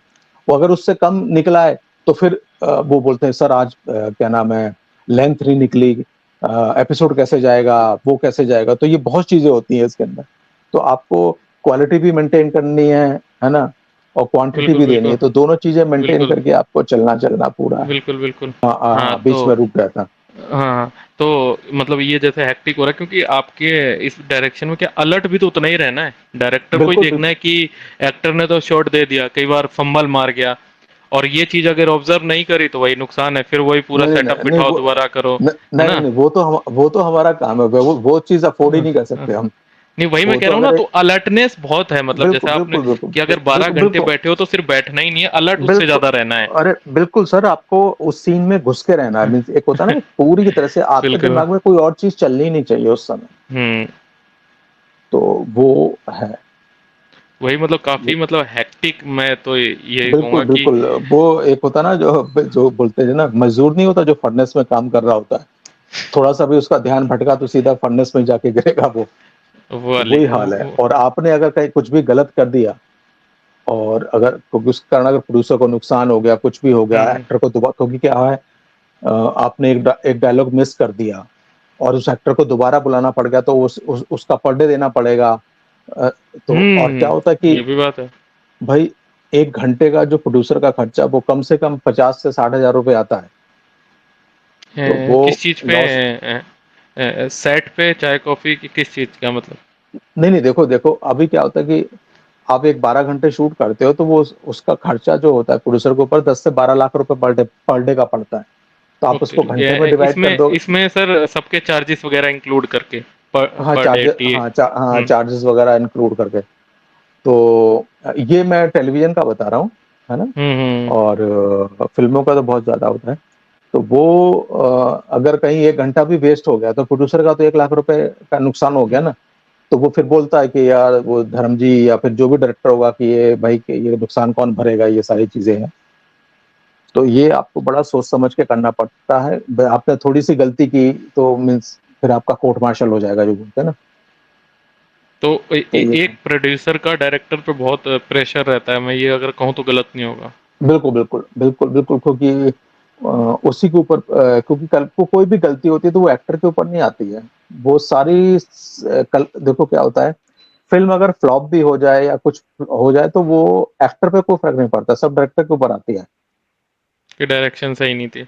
हाँ, डायरेक्शन सही नहीं थी, ये ठीक नहीं था, कुछ भी तो वो सारी चीज़ें डायरेक्टर के ऊपर आती है, तो आपको बहुत ही अलर्ट और दूसरा क्या है कि आपको सबके साथ बना के भी रखनी पड़ती है। हुँ, आप वही तो, भाई क्योंकि आपको सब सिर्फ़ एक बंदे को नहीं देखना ना, सबको देखना हाँ, है। सबको देखना पड़ता है। तो वो सारी चीज़ें मैनेज करते हुए आपको एक अच्छा प्रोडक्ट बनाना है, तो ये है। हाँ, ओके। तो मतलब जैसा सर आपके पास समय का थोड़ा वो है, तो टीवी सीरियल में एक बार बस नाम ले देता हूँ ताकि लोगों को पता रहे कि जैसे जग जननी माँ वैष्णो देवी, कहानी हाँ, माता ये रानी की आपने शो करा हाँ, 2019-20 में, फिर हाँ, बीच वाले बापू देख रहा है हाँ, 2018, इसमें एक ही एपिसोड करा था क्या आपने? ऐसी किसमें इन्फॉर्मेशन है मेरे पास। किसमें बापू देख रहे हैं। नहीं, नहीं, बिगिनिंग के 60 एपिसोड मैंने किए। अच्छा, अच्छा, तो यानी रिकॉर्ड सही नहीं है, गलत इन्फॉर्मेशन है हमारे पास, चलो हाँ, नहीं, ठीक है। नहीं, नहीं, नहीं बिगिनिंग के 60 एपिसोड मैंने किए हैं इसके हाँ, और 60 के बाद मैंने छोड़ा वो ब्रेक लिया था, 60 एपिसोड किए थे और वो इससे पहले भी एक अश्विनी जी का एक शो और था, जब लापतागंज फर्स्ट पार्ट बंद हुआ था, तो एक हमारा शो आया था हम आपके हैं इन-लॉज़ करके। हम आपके हैं लोग, वो तो बहुत अच्छा शो था और काफ़ी हाँ, मतलब ठी हाँ, हिट भी तो हुआ था। हाँ, उसके भी मैंने 35-40 एपिसोड किए थे। तो उसके साथ 103 है आपके। अच्छा हम आपके इन-लॉज़ में? हाँ, आपके हाँ, नाम पे। अच्छा, अच्छा, फिर हाँ, ये होंगे मुझे याद नहीं है, तो क्योंकि वो एकदम लापता के बाद हाँ, तो नीली छतरी वाले भी एक आया था, हाँ, हाँ, जिसके 100 के ऊपर है, 150 के ऊपर है। नीली छतरी वाले के भी मैंने एपिसोड किए थे, तो तो यही वो मैं कह रहा हूँ कि जर्नी आपकी भी काफ़ी लंबी रही है हाँ, टेलीविज़न की। हाँ, तो ये अभी अब जो नीली छतरी वाले ये भी अश्विनी धीर का एक शो था हुँ, हुँ। और बीच वाले भी अश्विनी जी का ही शो था और हम आपके हैं इन-लॉज़ भी अश्विनी जी का शो था, तो ये सब था। फिर 2021 तक मैंने टेलीविज़न किया, अभी अभी मैं टेलीविज़न की तरफ मीन्स प्रोड्यूस करूँगा, उसी में लगा हुआ हूँ। बाकी मैं अभी फ़िल्म्स और वेब शो में अभी भी जो मेरा जो मीटिंग चली एक फ़िल्म के लिए मैं कर रहा हूँ कुछ, तो हुँ, अभी मैं हुँ। आजकल फ़िल्म और वेब सीरीज़ में ही भाग-दौड़ में लगा हुआ हूँ। बिल्कुल सर, वेब सीरीज़ का ज़माना है आजकल, ओटीटी पे हाँ, सारी दुनिया भाग रही है, अब तो फ़िल्मों से ज़्यादा ओटीटी पे भाग रही है, बस, बस, क्योंकि बस, बस पब्लिक वो ने एक अच्छा-सा थिएटर या मिनी थिएटर घर में ऑलरेडी बनाए रखा है सारे प्लेटफ़ॉर्म पे, बिल्कुल, वो बिल्कुल। चाहती है घर पे हम सारी चीज़ें हैं, कहीं जाना ना पड़े और समय की भी तंगी है लोगों के पास, तो जी, घर जी। पे ही रह के वो चीज़ें देखना चाह रहे हैं। बट सर हुँ, कहीं न कहीं जैसे आपने शुरू के 7-8 साल फ़िल्म में असिस्ट करा उनके और फिर ये टेलीविज़न पे आया तो आपके बीच में मतलब चीज़ें सही चलने लगती तो आदमी नहीं आता, या आपके बीच में ये चीज़ें आती थी कि यार मैं थॉट प्रोसेस तो मेरा दूसरा ही था कि मेरे को फ़िल्में करनी है और मैं हूँ कर टेलीविज़न रहा हूँ और जिसमें इतनी आप बता रहे हो चिक-चिक इतना स्ट्रेस कि इस हाँ। एक्टर को भी खुश रखना है, प्रोड्यूसर को भी खुश रखना है, टाइम मैनेज मतलब एक डायरेक्टर के हाथ में जैसा बोलते हैं ना उसके सब दे दिया। तो चाय वाले का भी ध्यान रखना है, कॉफ़ी वाले का भी ध्यान रखना है, हुँ, सबका तुम्हें ही रखना है। तो वो हुँ। कितना मतलब इसको नहीं, नहीं आप हाँ। अभिषेक क्या था कि मेरे को 2000 से लेकर 2018 तक मेरे पास 3 फ़िल्में आई थी। 3 फ़िल्में मेरे पास ऑफ़र हुई थी लेकिन वो तीनों फ़िल्में मैंने की नहीं क्योंकि एक फ़िल्म की अच्छा। तो मैंने 3-4 दिन शूटिंग भी की थी लेकिन हुआ क्या कि वो फ़िल्म मेरे हिसाब से बन नहीं रही थी। हुँ। तो फ़िल्म में ना बड़ा ध्यान रखना पड़ता है। आपकी क्या अगर आपकी पहली फ़िल्म फ्लॉप हो गई, तो आप 7-8 साल पीछे चले जाओगे सर। दूसरी फ़िल्म मिलना बड़ा मुश्किल काम होता है। तो फ़िल्म ना बहुत सोच समझ के करनी पड़ती है डायरेक्टर को। तो मेरे को 3 फ़िल्में ऑफ़र हुई लेकिन मैंने देखा नहीं यार ये फ़िल्में मेरे हिसाब से नहीं बन रही और मैंने कहा अगर मेरी पहली फ़िल्म फ्लॉप हो गई और उसपे अगर एक धब्बा लग गया कि नहीं, तो वो क्या होता है आपको ना बहुत ही बिल्कुल, मीन्स बिल्कुल। पीछे ले जाएगी। तो टेलीविज़न में आप कल को 2 फ्लॉप भी दे दोगे ना तो इतना असर नहीं पड़ता। लेकिन फ़िल्म में आपने अगर एक फ़िल्म फ्लॉप दे दी, तो बड़ा प्रॉब्लम हो जाएगा और दूसरा क्या है अगर हाँ, दूसरा फ़िल्म में क्या है कि फ़िल्म आपको ना अच्छी बनानी है। कल को फ्लॉप भी हो जाए लेकिन क्रिटिकली लोग जब थिएटर से निकल के आए तो उनको याद रहना चाहिए यार चल फ़िल्म चली हुँ। नहीं लेकिन बनाई अच्छी थी। जैसे संजय लीला भंसाली की फ़िल्म थी खामोशी जो उन्होंने नाना पाटेकर और सलमान खान को लेके फ़िल्म बनाई थी। वो फ़िल्म ना 96 में आई थी लेकिन वो शायद फ़िल्म उतनी चली नहीं थी। लेकिन थिएटर से निकलने के बाद लोगों ने बोला था यार ये फ़िल्म बड़ी अच्छी बनी है। तो वो एक छाप तो मीन्स आपको फ़िल्म करते हुए ना बड़ा ध्यान रखना पड़ता है, कि मैं फ़िल्म करूँ तो उसके अंदर मेरी कोई छाप नज़र आनी चाहिए, वो फ़िल्म ऑडियंस को पसंद आनी चाहिए, तो ये सारी चीज़ों को ध्यान में रखकर ही आपको करना पड़ता है। तो मैं वो नहीं है मेरे पास 2-3 बार फ़िल्मों के ऑफ़र आए हैं लेकिन मैंने फ़िल्म 2-2 3-3 दिन शूट करके मैंने फ़िल्म बंद कर दी। मैंने कहा नहीं, ये फ़िल्म मेरे हिसाब से नहीं बन रही है, तो मैं ये फ़िल्म नहीं कर सकता, है ना?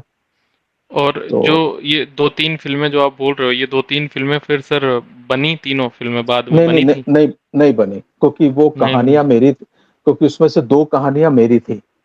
अच्छा, हाँ, तो राइटर वो भी आप मैंने ही थे मतलब उसमें? हाँ, राइटर राइटर मीन्स स्टोरी मेरी थी तो लोग कुछ लोगों के साथ बैठ के मैंने उसको तैयार किया था, तो मैंने कहा नहीं, नहीं ये फ़िल्म नहीं बनेगी। मैंने कहा भाई आप अपना पैसा लो भाई, जाओ लेकिन ये फ़िल्म मीन्स क्या होता है कि प्रोड्यूसर पहले हाँ बोल देते हैं, हाँ आप करेंगे, करेंगे, बाद में वो क्या बोलते हैं कि 50 दिन का शेड्यूल है, फिर वो 40 दिन में उसको निपटाने में लग जाते हैं। अब सबका क्या क्योंकि होता है उसको कि अपना पैसा पैसा बचाना है, बचाना है। फँसाना बता अब उसमें क्या होता है काम खराब होता है, फिर उस मालूम पड़ा आपने नए लोगों को ह साइन तो कर लिया, कम पैसे के हुँ, चक्कर में, लेकिन उनसे वो रोल ही नहीं हो पा रहा। हुँ, तो ये सब चीज़ों को ध्यान में रखते हुए करना पड़ता है। तो वो देख आपका प्रोडक्ट अगर आप मीन्स आपके मतलब का नहीं बन रहा है तो फिर इसलिए उसको बंद करना ही अच्छा है। हुँ। तो बिल्कुल, बिल्कुल। और सर लापतागंज में जो भी आपके एक्टर एक्ट्रेस थे, इनमें अगर आप बात करो तो सबसे शरारती या नॉटी कौन था? मतलब जिसको आपको लगता था कि यार इसको हैंडल करना भी थोड़ा वो है, बट एक्टर तो एक्ट्रेस तो ठीक है, बट कई बार होता है ना कि ये शरारती ज़्यादा है, या मतलब एक शरारती नेगेटिव श वे में श नहीं, एक पॉजिटिव नहीं, वे नहीं। में कि एनवायरनमेंट हाँ, अच्छा नहीं, रख रहा है, खुशनुमा माहौल रख रहा है, नहीं, नहीं, हँसी मज़ाक ज़्यादा नहीं, नहीं मतलब है ना? वो तो शरारती तो हमारे ये क्या नाम है बीजी पांडे साहब थे हमारे अब्बास खान। इनकी वो उम्मीद थी मुझे। हाँ, वो माहौल बड़ा मीन्स वो खुशनुमा रखते थे। और ठीक है। अब मैं आपसे एक जल्दी से रैपिड फायर चीजें पूछता हूँ, आप मेरे को बता देना। Favourite film of all time आपकी अभी तक की, एक डायरेक्टर के लिए। मेरी फेवरेट फिल्में बहुत हैं, 10-12 फिल्में हैं। दो तीन बता दो, और एक चीज और बता देना कि जब आप कोई फिल्म देखते हो या उसको अपनी फेवरेट लिस्ट में ऐड करते हो, तो आप डायरेक्शन के बिहाफ पे जज करते हो, या मूवी एक मतलब एंटरटेनिंग हुई, सबको मजा आया, मतलब समझ रहे हो। आप जब, क्योंकि आप डायरेक्टर हो, आप जब देखने जाओगे तो आपकी दिमाग की नसें चलेंगी कि नहीं यार, इस जगह आप पकड़ लोगे किसने गलती करी है। डायरेक्टर ने गलती करी, एक्टर ने गलती करी, किसने करी, क्योंकि डायरेक्टर तो हम्म। हर एक को चीज है वो बैलेंस आउट करके चलता है। तो आप कैसे देखते हो सिनेमा को, या नॉर्मल कि नहीं अपना दिमाग नहीं लगाना, एंजॉय करना है, बस एंजॉय करेंगे। आपका कैसे होता है थॉट प्रोसेस कोई भी सिनेमा देखते वक्त? देखो देखो, मेरी फेवरेट फिल्म में शोले भी है, हाँ। चक्र भी है, बाजार भी है, DDLJ भी है, और हम्म। चक दे भी है। और ये जो मैंने सारी फिल्में आपको गिनाई हैं, हम्म। ये सारी फिल्में ना एंटरटेनिंग के साथ समाज को कुछ कहती भी हैं। चाहे वो शोले हो, चाहे चक्र हो, चाहे बिल्कुल। DDLJ हो, चाहे चक दे हो, कि मीन्स आदमी को कभी हिम्मत नहीं हारनी चाहिए। है। तो सिनेमा जो है वो ना समाज को जागरूक करने का एक जरिया है। जैसे हम पढ़ाई करते हैं ना, तो उसी तरीके का एक जरिया है। आप कुछ ना कुछ अच्छा, मीन समाज के बेहतरी के लिए आप क्या कहना चाहते हैं वो कह के जरूर जाना चाहिए। तो मैं उस मतलब। नजर से देखता हाँ। हूँ, और अच्छा। उसको आप एंटरटेन एंटरटेनमेंट के मीन्स एंटरटेनिंग तरीके से कहोगे तो बहुत अच्छी बात है, लोग एंजॉय करेंगे। जैसे एक फिल्म है आपने, 3 इडियट्स, वो भी बहुत अच्छी फिल्म है। बिल्कुल बिल्कुल। वो भी मेरी फेवरेट फिल्म है। तो उसमें उन्होंने कैसे दिखाया, वो एक एक 3 किरदारों के थ्रू कैसे सारा कुछ दिखाया है, तो वो है। मीन्स मीन्स कितनी बड़ी प्रॉब्लम को उसने हंसी में कह के निकल गए। तो ये चीज है। हम्म। टीवी या फिल्म? फिल्म। डायरेक्शन उस पॉइंट ऑफ व्यू से भी। ओके। अभी तक का आपका फेवरेट डायरेक्शनल मोमेंट आपकी कैरियर का, आप कौन सा मानते हो? शो हो, टेलीविजन हो, मूवी हो, कुछ भी हो। मेरा बेस्ट शो तो यही अपना लापतागंज है। लापतागंज, उसमें हाँ, यही लापतागंज आपका। है। इसने फेम वगैरह मीन्स 2009 से लेकर 2015 तक मैं 6 बार तो बेस्ट डायरेक्टर में नॉमिनी हुआ हूँ, जिसमें मैं 3 बार बेस्ट डायरेक्टर जीता हूँ। हम्म। तो मीन्स बचपन में हम सोचते थे कि कब, जैसे फिल्म फेयर अवार्ड नहीं आता था, तो हम सोचते थे कब चढ़ेंगे। बिल्कुल। तो वो मुझे मौका दिया था। मीन्स मुझे लोग बोलते थे नहीं नहीं, अवार्ड बिकते हैं, ये ना खरीदे जाते हैं वो सब। हम्म। मेरे को तो मालूम नहीं था, मैं तो वहाँ नॉमिनी था, मैं बैठा हुआ था, अचानक मेरा नाम आ गया कि बेस्ट डायरेक्टर। मैं ये, आप हो बेस्ट डायरेक्टर, तो मैं जाके ले गया। मैं कहा नहीं, ये सब झूठ होता है कि भाई कोई खरीदता कुछ नहीं। तो अब मैंने कहा अगर मुझे मिल सकता है, मैं तो किसी को जानता भी नहीं था, ना तो शशि रंजन को जानता, ना अनु रंजन को जानता हूँ, ना किसी और जो भी अवार्ड के स्पॉन्सर थे। मैंने कहा किसी को नहीं हम्म। जानता, तो उन्होंने अवार्ड दिया, तो मैंने कहा नहीं, ये सब झूठ है। और लापता ने बहुत दिया। मीन्स पता नहीं, मीन्स ऑस्ट्रेलिया से लेकर कनाडा तक के लोग हैं जो कि वो शो देखते थे। तो चलो मैं अगला क्वेश्चन बाद में पूछूंगा, लापता बीच में आ गया। लापतागंज 3 बनेगा कभी? बातचीत तो बहुत चल रही है, लेकिन क्या है कि ये सब बिखरे हुए हैं। एक्टर सब सारे इधर से उधर बिजी हैं, कोई इधर है, वो है।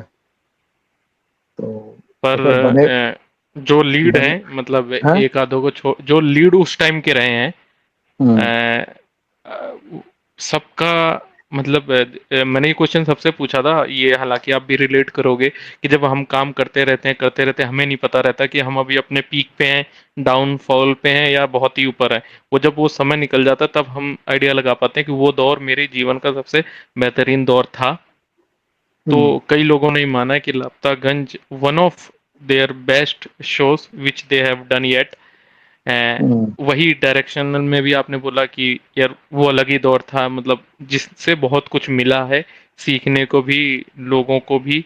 आपने बहुत कुछ दिया है, मतलब ऑफ कोर्स एक ऐसा शो दे दिया, पारिवारिक शो सबसे पहले, जो आज के युग में कोई नहीं, बहुत ही चंद एक्टर डायरेक्टर हैं कि जो ऐसा शो करना चाहते हैं, और फिर जनता का भी प्यार उतना ही मिलना।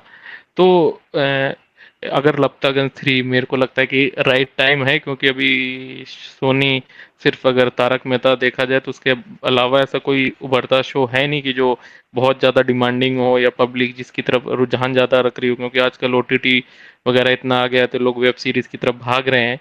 तो हम्म, मतलब जैसा आपने कहा, अगर मोती माला जब बनाई जाती है तो मोती लाए जाते हैं इधर से उधर से, फिर उनको एक धागे में पिरो के और माला बना के गांठ बांध दी जाती है। तो हम्म। अगर प्रयास चल रहा है तो मुझे लग रहा है कि आप सफलता पा ही लोगे।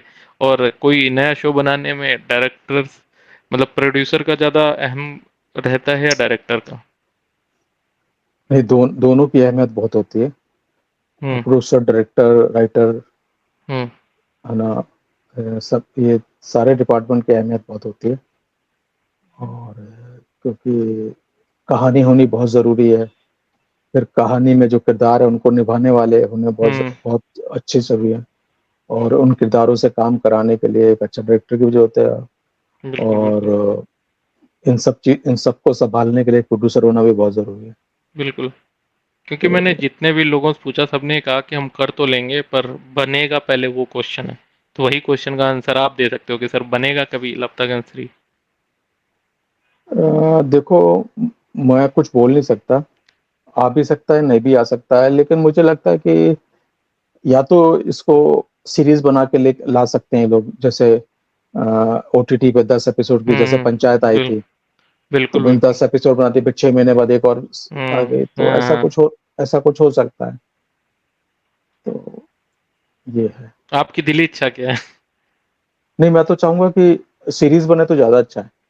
तो सीरीज़ में क्या है, आप अच्छा काम कर सकते हैं हुँ, और अच्छी कहानियाँ कह सकते हैं। और थोड़ा मेंटल प्रेशर भी कम रहेगा, तो मेंटल बेटर प्रेशर डिलीवर हो पाएगा। और बढ़िया मीन्स आपने फिर क्या होता है कि एक ओटीटी पे एक अलग बात है, आप कई बहुत चीज़ें बहुत सारे इश्यू हैं जो आप लेके चल सकते हो, है ना? हुँ, तो वो है। नहीं बढ़िया बात आपने कही। चलो, मैं तो ये होप करता हूँ अगर कि भगवान से सब सब तो चाह ही रहे हैं, मतलब प्रे सबके यही कि अगर आ जाए, जैसा आप ये चीज़ आपने नई विचारधारा दे दी मन में कि ये इस वे में अगर प्रेज़ेंट करके लाया जाए। क्योंकि आपको याद होगा एक शो आता था खिचड़ी पहले, हाँ, हाँ, वो हाँ। वो सब टीवी का बहुत, पर उन्होंने भी बाद में स्विच करा, उन्होंने मूवी निकाली उसकी। हाँ, हाँ, हाँ। हाँ, तो वैसा कुछ हो सकता है बिल्कुल, वेब सीरीज़ तरीके में ये बहुत, मतलब हाँ, मीन्स अपने इसको हम ओटीटी में मीन्स 10 या 11 एपिसोड की एक अच्छी कहानी बिल्कुल। लिखकर और एक शूट करें, फिर 6 महीने का गैप देखें, उसका फीडबैक देखें, फिर एक सेकंड सीज़न निकाल दें। तो वो एक मेरे को अच्छा वो लगता है ऑप्शन इसका। अच्छा, तो जो इसमें अगर आपको ऑप्शन दिया जाएगा तो आप उन्हीं किरदारों के साथ काम करना चाहेंगे, या कुछ पुराने कुछ नए, कैसे मतलब तालमेल आप बिठाएंगे? नहीं, पुरानों को तो लेना चाहेंगे, उसके साथ कुछ नए भी जोड़ेंगे आज के यूथ वगैरह को लेके ना, हम्म। क्योंकि समय के साथ यूथ का जुड़ना भी बड़ा ज़रूरी होता है कि भाई बिल्कुल, बिल्कुल। मुकुंद मीन्स रोहिताश के, अब्बास के बच्चे बड़े हो गए हैं, अब क्या हाँ, चल रहा है। इस वे तो में ये डायरेक्शन में बिल्कुल। हाँ, तो ये सब चीज़ें बड़ी अच्छी। कोई फेवरेट लोकेशन मतलब आपकी पहले रही हो, या अभी आपके दिमाग में हो कि यहाँ मतलब इस जगह कुछ डायरेक्शन का मौका मिले, या यहाँ जाके शूटिंग करें, अपार्ट फ्रॉम, मतलब मुंबई में तो वो आपने कर ही वो ली हर होगी। डायरेक्टर की होती है, स्विट्जरलैंड। अच्छा। हाँ, तो वो मेरी भी है। डायरेक्टर कभी जैसे एक्टर एक्ट्रेस, मैंने मतलब जो फीडबैक आते हैं, जो चीज़ें मतलब सच्चाई भी है कि कई बार वो ठीक है, मूवी थोड़ा 19-20 है पर अमाउंट, साइनिंग अमाउंट अच्छा है, पैसे अच्छे हैं तो कर लेते हैं कि भाई फाइनेंशियल भी स्टेबल होना, चीज़ें देखनी। डायरेक्टर इस चीज़ में कैसा सोचता है? क्योंकि आपने जैसे ही कहा कि अगर एक मूवी खराब तो 8 साल पीछे, हम्म। समझ रहे हो, एक चीज़ खराब तो हम गए, तो डायरेक्टर तो बहुत बुरा फंसा होता है ना? अब उसको लग रहा है कि ये साला काम अच्छा है बट पैसा सही नहीं है, तो वहाँ कैसे, मतलब आप वहां पर क्या उसको अपनी सिचुएशन देखनी होगी कि इस समय मेरे लिए इम्पोर्टेंट क्या है हम्म, ना? तो अगर फाइनेंशियल मीन्स सिचुएशन अच्छी नहीं है तो उसको फ़िल्म कर लेनी चाहिए, है ना? ये उस टोटली उसके ऊपर डिपेंड करता है कि भाई मीन्स उस समय उसके हालात कैसे हैं। समझ गया। सर कोई एवरेज शो चल रहा है, फॉर एग्जांपल मैं जैसे लापतागंज की बात कर लूँ, मतलब कि ठीक ठाक चल रहा है, ऐसे हुँ। शो में एक एक्टर या एक्ट्रेस, टेलीविजन एक्टर एक्ट्रेस की बात कर रहा हूँ, फिल्म को हटा दो, पर मंथ कितना अर्न कर लेते होंगे आपके हिसाब से, अगर जनता को आप कुछ बताना चाहो? नहीं मीन्स ये आप टॉप एक्टर की बात कर रहे हैं? लीड कह लो, सपोर्टिंग कह लो, मतलब कि सबको घर तो चलाना ही है, क्योंकि एक हाँ क्योंकि लीड मुंबई एक्टर तो उतनी देखो यहाँ महंगी है पर ना, मुंबई में नगरी महंगी हाँ, देखो बहुत है तो। लीड एक्टर तो यहाँ पर ऐसे भी हैं टीवी में जो 5 लाख रुपए पर डे भी लेते हैं, है ना? हम्म। और ऐसे भी हैं जो 5,000 रुपए पर डे भी लेते हैं, लीड एक्टर। और ऐसे भी लीड एक्टर हैं जो 1 लाख रुपए महीने पे भी काम कर रहे हैं, तो यहाँ पर हर तरह के एक्टर मिल जाएँगे आपको। फिर भी एक एवरेज अगर आप कहो। एवरेज जो होता है, एक अच्छा लीड एक्टर 7 से 8 लाख रुपए महीना कमा लेता है। और डायरेक्टर का कैसे रहता है कि उसको नंबर ऑफ शोज शुरू में बताए जाते हैं, या वो चीजें फिक्स नहीं होती हैं, जैसा चल जाए शो, क्योंकि इस चीज में नहीं, उतना नहीं फिक्स चीजें हैं नहीं। ड ड जो टेलीविज़न में है वो वहाँ यहाँ पर डे का हिसाब होता है, अच्छा, टेलीविज़न में। वो आप कोई भी महीने हो, में कितना एक्टर एक्ट्रेस डायरेक्टर कोई भी हो? हाँ, कुछ लोग मंथली पे भी होते हैं, लेकिन मोस्टली जितने भी डायरेक्टर होते हैं पर डे पे होते हैं, तो उनका पर डे 5,000 से लेकर 2, 3, 4, 5 लाख रुपए तक होता है। तो ये है। और आपको डायरेक्टर 50,000 रुपए पर डे 50,000 रुपए महीने पे भी मिल जाएँगे, यहाँ पर डायरेक्टर आपको 1 लाख रुपए महीने पे भी मिल जाएँगे। हम्म। और बम्बई में टेलीविज़न डायरेक्टर आपको 2 लाख रुपए पर डे पे भी मिल जाएँगे, तो वो हर तरह का वो है, ये सब चीज़ें। चैनल पे कितना निर्भर होती हैं चीजें, मतलब कभी आपके थॉट प्रोसेस में ऐसा आया, या मतलब जब आप कोई चीज, आपकी स्क्रिप्ट अच्छी है, आप अच्छे डायरेक्टर, आपको पता है ये शो अच्छा बनेगा, तो चैनल कितना निर्भर करता है? क्योंकि हर एक चैनल्स की अपनी ऑडियंस है, तो उसका एडवांटेज डिसएडवांटेज सब होता है। टाइम ये स्लॉट बजट मैटर करता है। ये बजट के लिए कि किसके लिए? नहीं, जैसे हुँ, आपने कोई, जैसे आप तो प्रोड्यूसर भी हो, हैं आप, हुँ, राइटर भी हो, आप डायरेक्टर भी हो, तो हाँ, आपने एक शो लिख लिया, आपको पता है ये हुँ, शो अच्छा करेगा, आपने कुछ बना लिए, तो हुँ, मेरे को ये जानना है कि जब शो की शूटिंग शुरू हो जाती है, उससे पहले ही किसी चैनल से डील हो जाती है, या कुछ सैंपल बना लिए जाते हैं, उसके बाद डिसाइड नहीं, होता है कि भाई इस चैनल पे एयर होगा और ये टाइम स्लॉट हमें मिलेगा, कैसे नहीं, रहता नहीं है चैनल और नहीं, मतलब शो की डील, नहीं प्रोड्यूसर के पॉइंट ऑफ व्यू से? क्या होता है कि आपको देखो आपने कॉन्सेप्ट लिखा है, कहानी लिखी, वो आप चैनल को सुनाते हो। हम्म। चैनल को अगर आप जब वो कहानी सुनाते हो तो चैनल को पसंद आती है, तो वो आपको देता है अप्रूवल कि हाँ, आप इस पे अब बनाओ। हम्म। और अगर आपने पहले बना ली तो उसमें थोड़ा फँसने के चांसेस होते हैं कि आपने बना दी और आपको मालूम पड़ा किसी भी चैनल के ऊपर आपका वो शो गया नहीं। तो मोस्टली क्या होता है कि पहले होता था कि भाई आप बना के ले गए और बेच दिया।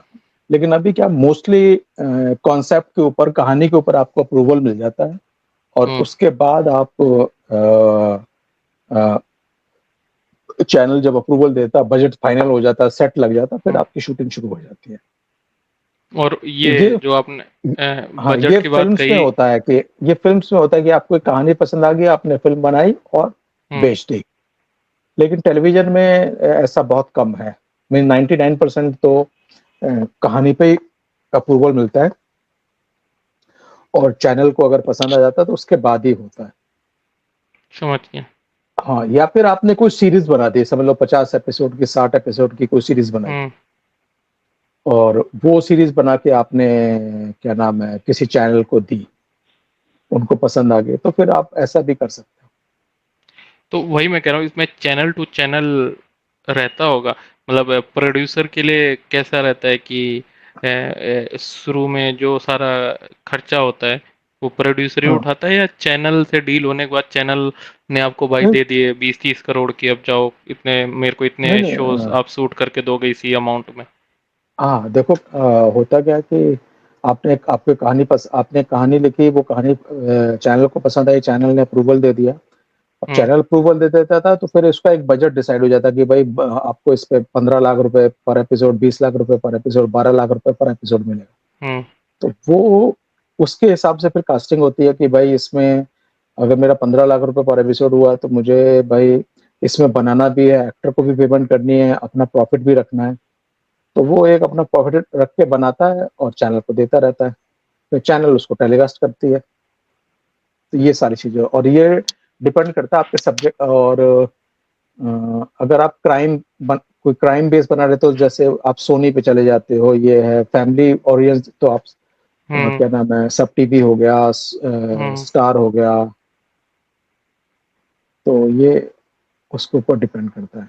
लेकिन पेमेंट जो होती है वो पेमेंट करता है चैनल, पेमेंट अच्छा, चैनल करता प्रोड्यूसर, है। तो प्रोड्यूसर प्रोड्यूसर का को रोल एक कहाँ का? अमाउंट एक अमाउंट, जैसे कि पर एपिसोड एक अमाउंट फिक्स हो जाती है कि अच्छा, आपको 15 लाख रुपए पर एपिसोड मिलेंगे चैनल से। अब उस चैनल से। और आप हुँ, महीने में समझ लो 26 एपिसोड बनाते हो,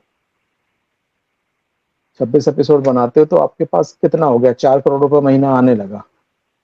अब 4 करोड़ रुपए महीने आ रहा है, 4 करोड़ रुपए महीने में आपको एक्टर की पेमेंट करनी है, टेक्नीशियन की पेमेंट करनी है, और उसके अंदर अपना 5%, 10%, 15% मार्जिन रखकर काम करना है। तो समझ ये है। तो एक्चुअली क्या होता है, कॉपीराइट सारा चैनल के पास होता है। और अगर आपके पास कॉपीराइट है तो फिर आप अपने हिसाब से काम कर सकते हो। जैसे पहले होता था, पहले क्या होता था कि दूरदर्शन वगैरह पे जो सीरियल आते थे उस पे कॉपीराइट्स आपके पास होता था। तो आपने एक सीरियल बना लिया, जैसे 5 लाख रुपए का बनाया, और कॉपीराइट्स आपने अपने पास रखे, और 6 या 7 लाख, 8 लाख, 9 लाख, 10 लाख रुपए में दूरदर्शन को बेच दिया। फिर दूरदर्शन के साथ आपके साथ एक कॉन्ट्रैक्ट होता था कि नहीं भाई ये 1 साल तक दूरदर्शन पे चलेगा। फिर वो जब उसने चला लिया तो फिर आप बाद में उसको किसी और को बेच देते थे। तो ये कॉपीराइट्स अगर आप अपना पैसा लगा के बनाते हो तो कॉपीराइट्स आपके पास अपने पास रहता है। तो उससे क्या होता है कि आप जिंदगी भर बैठ के उससे कम खा सकते हो। जैसे फिल्मों में पुराने तो जैसे राज कपूर साहब की फिल्म बॉबी हो गई, तो वो उन्होंने बनाई थी, किसी डिस्ट्रीब्यूटर को उन्होंने 5 साल के लिए बेची, फिर दोबारा 5 साल पूरे हो गए तो उस डिस्ट्रीब्यूटर ने दोबारा उसको रिन्यू कराया। अच्छा, तो ऐसे चलता रहता है ये। और अगर आपने कॉपीराइट्स बेच दिया, चैनल के पास होगा, तो वो प्रॉपर्टी सारी की सारी प्रॉपर्टी वो चैनल की हो जाती है। फिर वो जो आपको एक बारी फीस मिल गई, उसके अलावा आपको कुछ नहीं मिलता।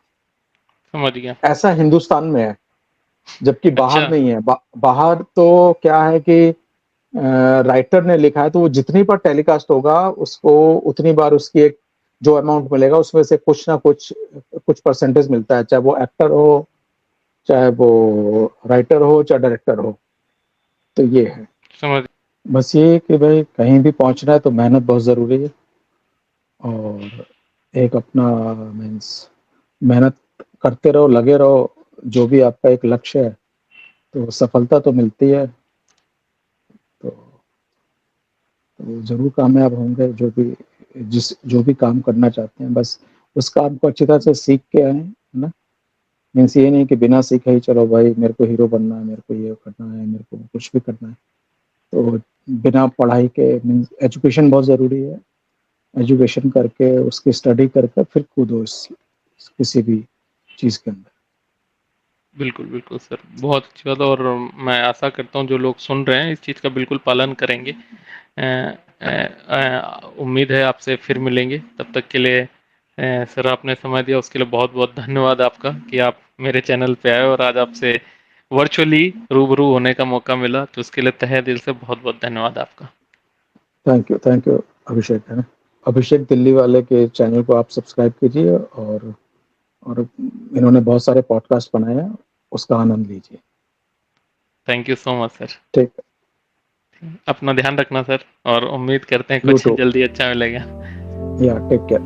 Okay, thank you sir for by the time. Bye bye sir, bye love you sir, bye.